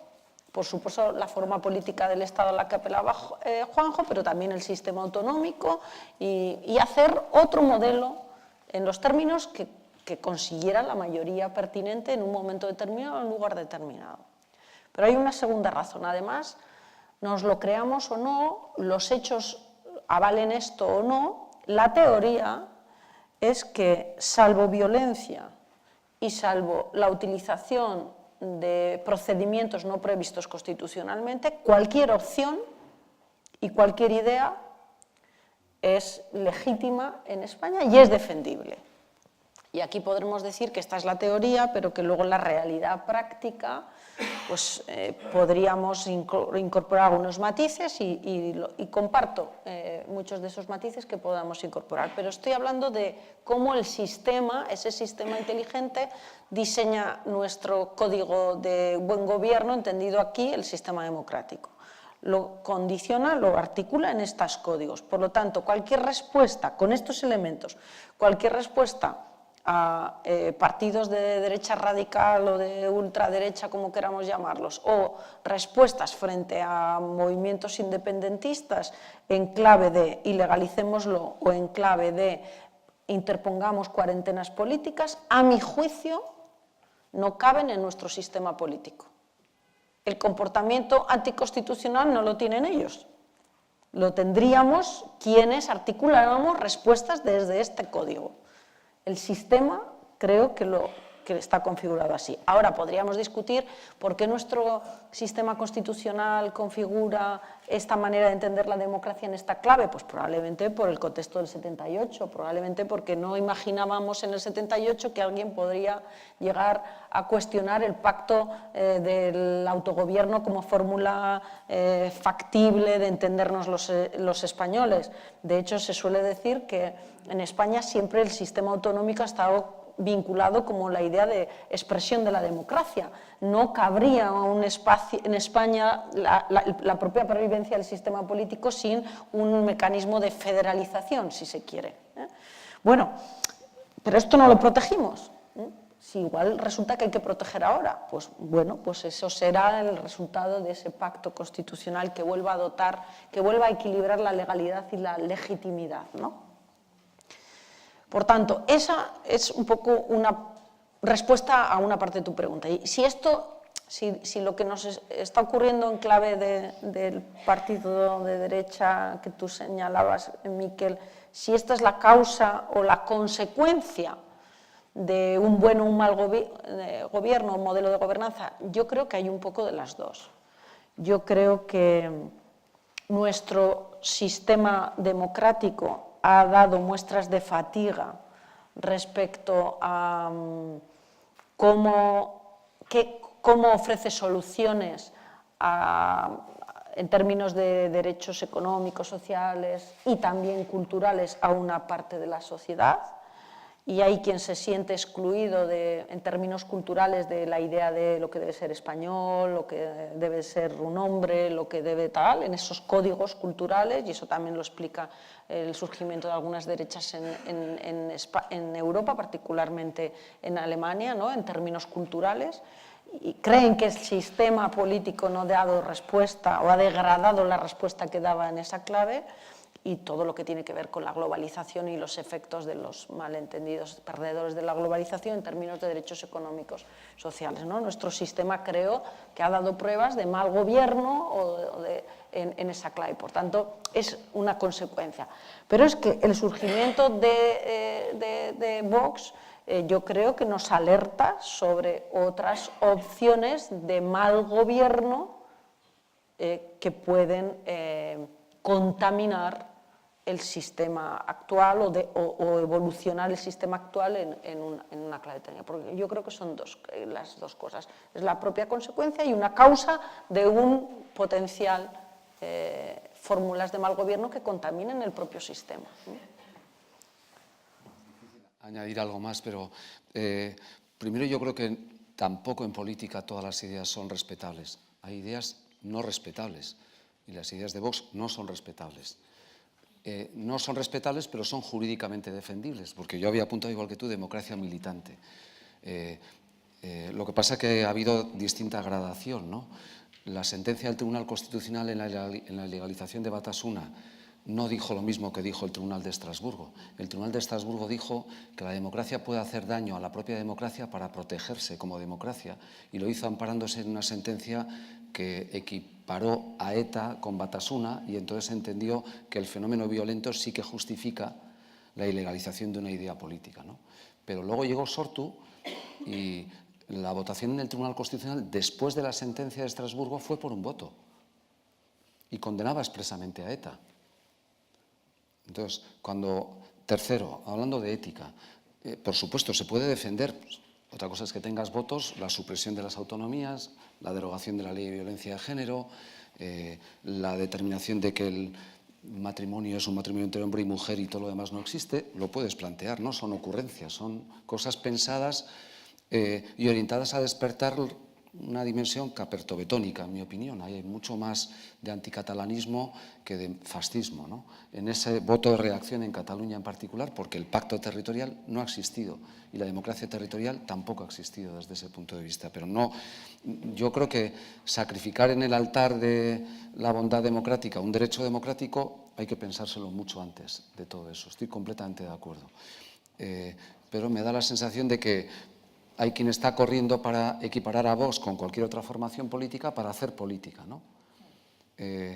Y es muy diferente defender la independencia que defender ideas que suponen remontarnos a 60 años atrás.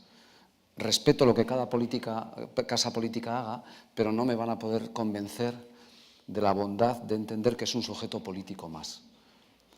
Y quien lo haga debiera de tener un coste político electoral si los demás pensamos en torno a ello. Pero eso, ¿hay cultura política para entender eso o no, no? Por eso hay que leer el libro de Daniel, Comprender la democracia, porque yo creo que eso, no, es que había que colarlo en algún momento, ¿no? Si va pasando el tiempo y aquí nadie, nadie. Y yo creo que... No, y creo que algunas de las reflexiones que estamos comentando se resuelven de esa manera, ¿no? Dándole esa responsabilidad también, ese compromiso al ciudadano para que castigue esas opciones sin tener que recurrir ni al Código Penal ni tener que recurrir a la configuración esencial del sistema democrático como una democracia no militante, en la que yo me siento más cómoda que no en una democracia militante, sobre todo si no está claro dónde vamos a configurar el pacto de lo militante.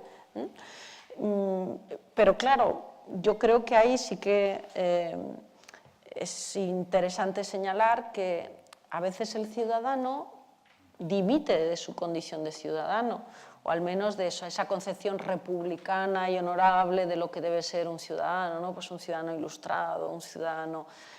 cuando digo ilustrado, digo con un conocimiento de lo que es el sentido de la política mínimo, formado, con esa capacidad para alejarse de lo que son sus intereses estrictamente particulares y hacer un juicio político en clave de interés general, ¿no? Eso resolvería la situación de exclusión de un partido que no nos inspira en sus ideas ningún tipo de juicio positivo, pero sin tener que recurrir al Código Penal para ello o cuarentenas de corte político. Porque alguien lo decía, Daniel, ¿no? Decías, este tipo de partidos no tienen tanto poder. Yo siempre digo, los que tienen poder son los ciudadanos. Los ciudadanos con un gesto, con un movimiento, son quienes influyen en el comportamiento de los políticos. Los políticos están todo el día observando por dónde va la ciudadanía, qué es lo que les mola, qué es lo que les gusta. Y eso es lo que les hace, no los editoriales de los periódicos, eso era antes, no los presidentes de los grupos de medios de comunicación, ¿no? Es los ciudadanos, ¿no? Pero lamentablemente no sé si podemos confiarlo solo y exclusivamente todo a los ciudadanos.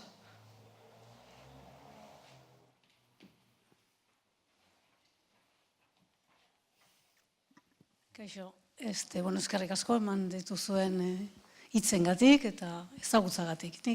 Voy a haceros una pregunta a cada uno, pero a María le preguntaría cuáles son las características, los elementos de un sistema inteligente.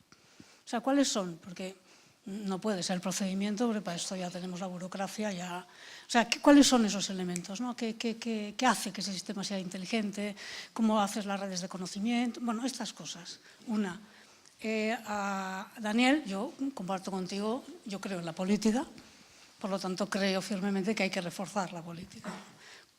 ¿Cuál es el camino para reforzar la política? Porque en estos momentos, en el entorno, no solo los movimientos de extrema derecha, que además posiblemente estén más relacionados que eso de que han salido esporádicamente. Uy, qué casualidad, Vox. No, Vox no es una casualidad, ¿no? O sea, está en Vox, está la derecha francesa, está la polaca, está la austriaca. Según contaba la vez pasada Manuel Castells, está Steph Bannon detrás de todo esto. En fin, es algo más complicado que eso, ¿no? Por lo tanto, en este contexto, donde tenemos a un Macron que tampoco es político, porque no es ni derechas ni izquierdas, pero le salta los chalecos amarillos, en todo este sistema, bueno, y luego, claro, los antisistemas por excelencia, ¿no? Pues tu amigo el estadounidense. En ese marco, ¿no? ¿Cómo se refuerza la política? Que a su vez significa reforzar la democracia, ¿no? Y para Juanjo, como es el europeísta por excelencia, Europa necesita democratización, ¿no? O sea, Europa, los ciudadanos y las ciudadanas lo sentimos, bueno, en las antípodas, ¿no? Y usamos Europa en función de lo que nos interese, ¿no? O sea, nos puede interesar pues, que sea el culpable de todos los males del territorio, o nos puede interesar que sea el enganche que nos permite decir que la justicia de aquí no es democrática, ¿no? Aparte que no lo sea, quiero decir ¿qué hay que hacer? O sea, el manifiesto de Piketty y compañía sobre la democratización, sobre el manifiesto de la democratización de Europa, ¿qué opináis, por ejemplo, ¿no? Oye, que esas, más o menos.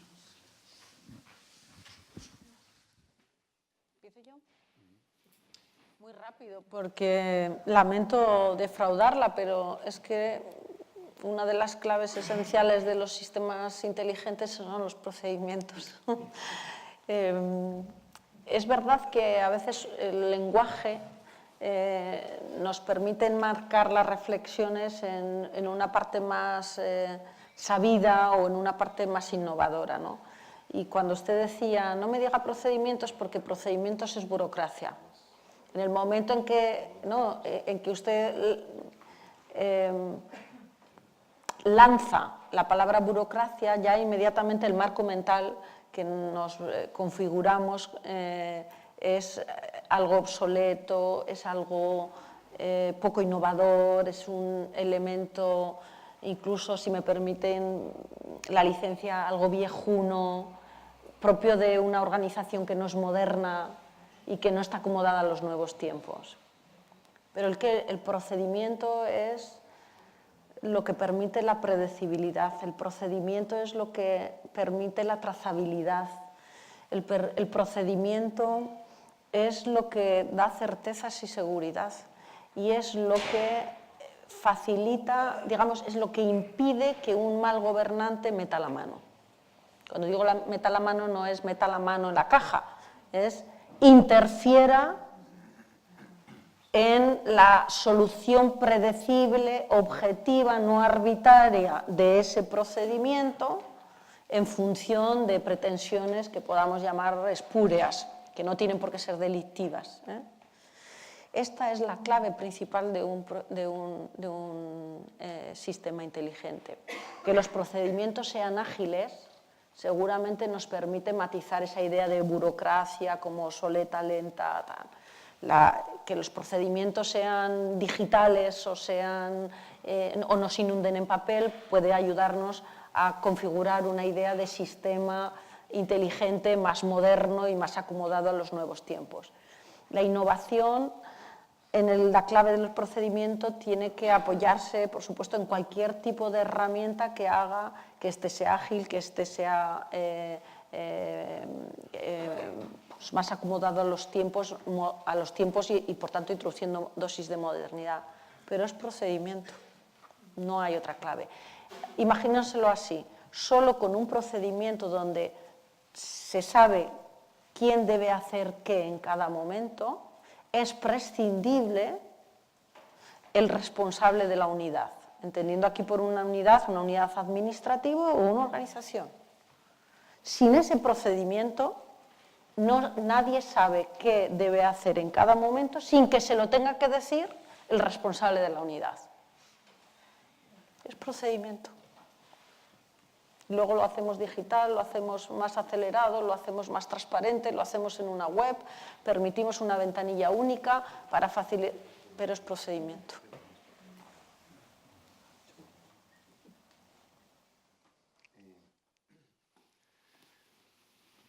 Si es verdad eso de que decimos tantas veces de que la política es un asunto de todos y de todas, también la solución a esa pregunta que tú me has hecho, Esther, tiene que involucrar a todos y, por tanto, no se refiere a lo que tiene que hacer el sistema político, sino a lo que tenemos que hacer la gente. Entonces, aquí ya me veo en la dificultad de decir algo en 2 minutos, ¿no? Pero alguna cosa sí que se me ocurre decir, ¿no? ¿Cómo fortalecemos la política? Primero, yo creo que una de las cosas que más daño está haciendo a la política, se dice muchas veces, el crecimiento de la desigualdad o el mantenimiento de la desigualdad está haciendo un daño terrible a la política. El combate contra la desigualdad tiene mucho que ver con la eficacia del sistema político a la hora de, efectivamente, recortar esas desigualdades, ¿no? Yo creo que tenemos sistemas políticos diseñados en un momento y en un paisaje completamente distinto del que tenemos, que aplican políticas como si ese paisaje no hubiera cambiado. Entonces, instrumentos neo-keynesianos para combatir la crisis económica. Pues es que esta crisis económica no se puede entender con las categorías de la crisis del 29. Es una crisis distinta que tiene que ver con, y la salida tendrá que ver con la innovación, con otro tipo de cosas, ¿no? Entonces, o por ejemplo, algo que está muy en el origen de los populismos más bien de derechas, ¿no? Que es la idea de el Estado como el Estado, el poder público, pero el Estado, sobre todo, como organismo de protección, ¿no? Bueno, en estos momentos el Estado no protege casi nada, ¿no? Pero no hemos encontrado equivalentes funcionales para desarrollar esa función. Entonces, yo creo que en estos momentos la gente está muerta de miedo. De 2 maneras. Hay el miedo de derechas, que es el miedo a perder la identidad, digamos, ¿no? Por el multiculturalismo y la inmigración, y el miedo de izquierdas, perdonadme la simplificación, que es la precarización laboral, la desigualdad, etcétera, ¿no? ¿Cómo hacemos frente a eso? Con un Estado que va a seguir abierto, sin fronteras,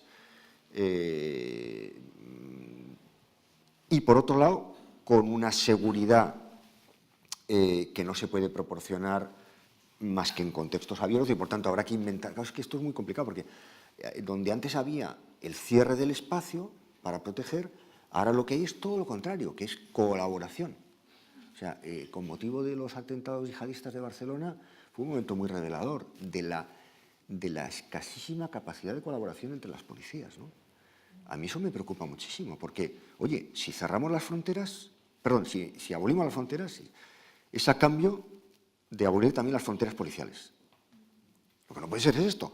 Tenemos un pan como unas tortas. O sea, tenemos aquí una cosa donde hay fronteras abiertas y las policías mantienen sus competencias y no tienen información. No digamos ya lo que ha costado que la Ertzaintza sea una policía integral y que, en fin, todo esto que se sabe y que tenga acceso directo a Interpol, etcétera, ¿no? Es decir, estamos en un momento en el cual los viejos instrumentos no protegen, pero al mismo tiempo el mundo está muy desprotegido y la gente está muerta de miedo. Entonces, para eso hay que generar, decía Macron, al principio de su mandato, decía, hay que interpretar bien la cólera de los pueblos. Luego no le ha salido muy bien, ¿sí? No le ha salido muy bien, pero es una gran frase, ¿no? Hay que interpretar, o sea, incluso hay que interpretar bien la cólera de los pueblos de derechas y la cólera del fenómeno que está detrás de Vox, que yo lo interpreto, y el otro día lo dije en El País y me llovieron palos por todos los lados, yo lo interpreto como un fenómeno psicopatológico. No, yo no creo que haya una ideología sofisticada, neofranquista, eso es lo que hay es una cosa mucho más rudimentaria que tiene que ver con las patologías de un montón de gente que coincide, el macho que no sabe qué coño hacer en este mundo, ya ha perdido su orientación, el cristiano viejo, tal, el franquista típico, un conjunto de grupos sociales que al final han dado, oye, 400.000 en Andalucía. Y una gente que quería dar una patada encima de la mesa porque está molesta y quiere que Susana Díaz se vaya y cree que eso es lo mejor. Bueno, todo eso forma una amalgama, entonces, eso hay que interpretarlo bien, ¿no? Y interpretarlo bien significa, a veces, también, pues, no darle la razón, pero no actuar como si no hubiera gente que tiene miedo. No, yo sé que hay gente que tiene miedo. Ahora voy a hacer, a lo mejor lo que tengo que hacer es meterles más miedo. Pero, bueno, y luego, otra cosa, para no extenderme demasiado, decía, si esto es de todos, tiene que ser una responsabilidad de todos. Cuando mi maestro en filosofía, que es Xavier Robert de Ventós, o uno de mis maestros, decía una cosa, cuando yo era muy joven, decía, o sea, antes de ayer, me decía una cosa, si veis un linchamiento, hay que defender instintivamente al linchado. Y esto lo decía en el terreno intelectual, ¿no? Y es una cosa que yo lo he tenido siempre muy marcado aquí, no solamente en el terreno de la calle y tal, sino también intelectual. Si hay un linchamiento contra una idea, contra algo y tal, o sea, ojo, ¿no? Entonces, yo cuando veo que se explica una situación, porque, y esto es lo típico que te lo compra todo el mundo, porque tenemos una clase política corrupta, una porquería y tal. Mira, no, linchar a la política. La política es un fusible y por tanto es como el entrenador en los partidos, en los equipos de fútbol y tal. Sí, es al que hay que quitar cuando las cosas van mal, pero no tiene la culpa. Entonces, los políticos son el fusible, son el entrenador, pero hombre, no nos lo pongamos tan fácil. No tiene la culpa.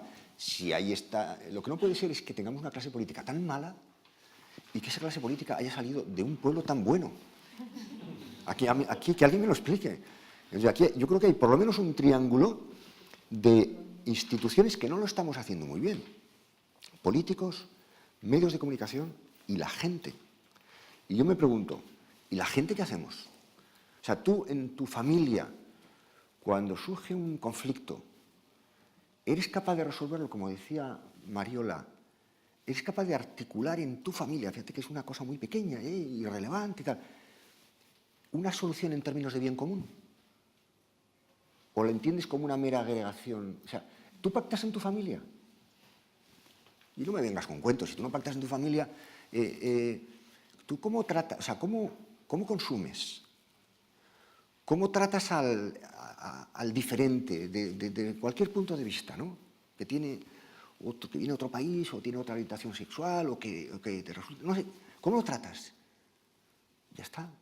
Yo el otro día cené con un amigo mío de izquierdas y en la manera como trataba a la persona extranjera que nos estaba sirviendo la mesa, yo le dije, joder, ¿cómo se nota que eres un tío formado en la izquierda? Esto no es aquello de aquel político español que no citaré ahora que decía, ay, esos camareros antes que te venían con un finito y te lo traían y tal. No, trataba con verdadero respeto, exagerado respeto. Y decía, tomé un buen ejemplo para decir, esto hay que enseñarlo, esto hay que decirlo. Este es un demócrata, este sí que es un... Es decir, yo creo que yo soy partidario de pensar que la política no es una cosa que tiene que ver con las instituciones, no solo, sino que está... Antes decíamos, el cuerpo es política, todo es política. Pues claro, todo es política. Las relaciones entre nosotros son política. Que yo, por ejemplo, ahora estoy hablando, haciendo un uso excesivo de la palabra, es mala política. Bueno, amaitzeko beti da hor Europar, ez? Labur azalduko naiz. Yo empezaría con un mensaje positivo. Yo creo que Europa es una potencia emergente y no decadente. Si la comparamos con Estados Unidos y su capitalismo caníbal, más allá de quien está al frente, o iba a decir la Unión Soviética, pero la Federación Rusa con el zar por ahí, o Brasil, que hasta hace poco se comparaba con el primer mundo por crecer al 5% durante una década y qué nivel de desigualdad, o China, ¿no? El totalitarismo capitalista de más desigualdad que nunca ha habido, ¿no? Entonces, yo creo que Europa, como modelo social y político, requiere de mucho más cariño y de mucha más solidaridad de la que tiene. Dos, la solidaridad se ha agripado porque lo intergubernamental prima no solo sobre lo supranacional, sino adintra internamente también, ¿no? Es un dilema. Daniel tiene un libro fantástico sobre esto, explicando, y los dilemas son problemas con los que hay que convivir. No tienen una única solución, corrígeme, Daniel, pero desde luego yo aquí no creo que... Hemos pasado de pensar que Europa tenía un problema de no saber venderse a evidenciar que es que no tenemos un modelo de lo que queremos ser de mayor, ¿no? Somos adolescentes políticamente. Lo intergubernamental hace que basta con ver los 5 escenarios que Juncker dibujó, ¿no? El único, el válido, es el de más integración, seguramente no yendo todos a la misma velocidad, porque si no nunca vamos a poder hacer nada. Pero hay 2 cosas, por terminar, que podemos hacer por Europa. Lo primero nos lo decía el presidente de la London School, Calhoun, que era escocés, y que decía que las naciones salvarán a Europa, ¿no? Las naciones, no los estados, porque los criterios de solidaridad emergen cuando hay un elemento de cohesión, ¿no? Ahora hay quien habla de la Europa de las ciudades, que es otro elemento metafóricamente precioso de lo que puede ser Europa, pero si entre el ciudadano y Bruselas el único demos o sujeto político que hay es cada uno de los respectivos estados, podemos esperar otros 50 años y no vamos a tener un proyecto europeo, ¿no? Creo que ese es un dato. Y 2, es cómo articular una rebelión cívica, ¿no?, de la ciudadanía, ¿no? No solo por las lamentables imágenes de Juncker un día sí y otro también, ¿no?, sino porque elegir al presidente de la Comisión Europea, lo dijo Marc Leonard, era lo más parecido a la elección en el Vaticano del Papa, ¿no? Hay fumata blanca y no sabes quién ha decidido que sea él. Desde luego no somos nosotros eligiendo en mayo. Empezamos mal, porque si yo os preguntara el nombre de 6 parlamentarios o parlamentarias de los 75 de Gasteiz, unos cuantos lo sabéis. 6, pido 6. Porque elegimos al Lehendakari o a la Lehendakari, no elegimos en el sentido final, totémico, a los parlamentarios o parlamentarias que son fundamentales en la democracia, ¿no? Pero aquí no tenemos eso, no tenemos democracia transnacional y, sin embargo, ¿qué está ocurriendo? Termino. Que hemos pasado de ser estados decimonónicos a estados miembros y los estados miembros quieren volver a ser estados decimonónicos. Y ahí está el Reino Unido queriendo volver al imperio, ¿no?, al imperio de cuando lo tuvo por dominar las vías navegables. Es un esperpento pensar que en el siglo XXI se puede pensar en ser más independiente por salir de Europa.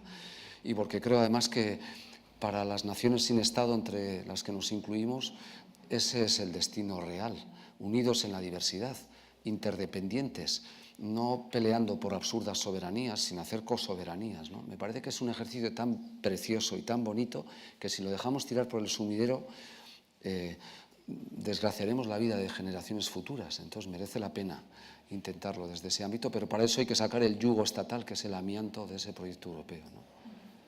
No sé si tenemos 30 segundos para poder completar esta idea en términos de Europa que señalaba Juanjo.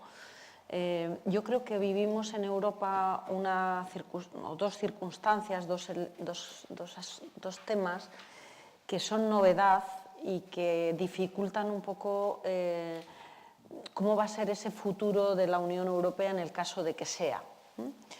Uno de los elementos que es novedoso del proceso actual de integración europea es que tiene fatiga de integración.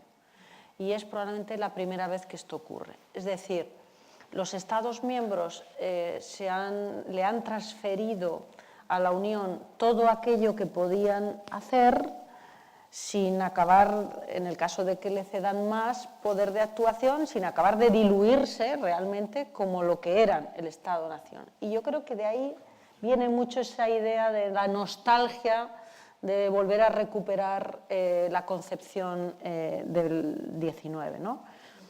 Solo hay un campo donde la Unión Europea está dando muestras de que tiene margen de desarrollo en la integración, que es la defensa.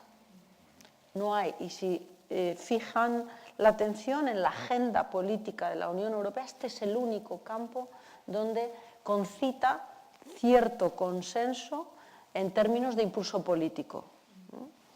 Segunda circunstancia que se da como novedad en la Unión Europea y que hace plantearse un futuro complicado, pero tendremos que aspirar a que sea, ¿no?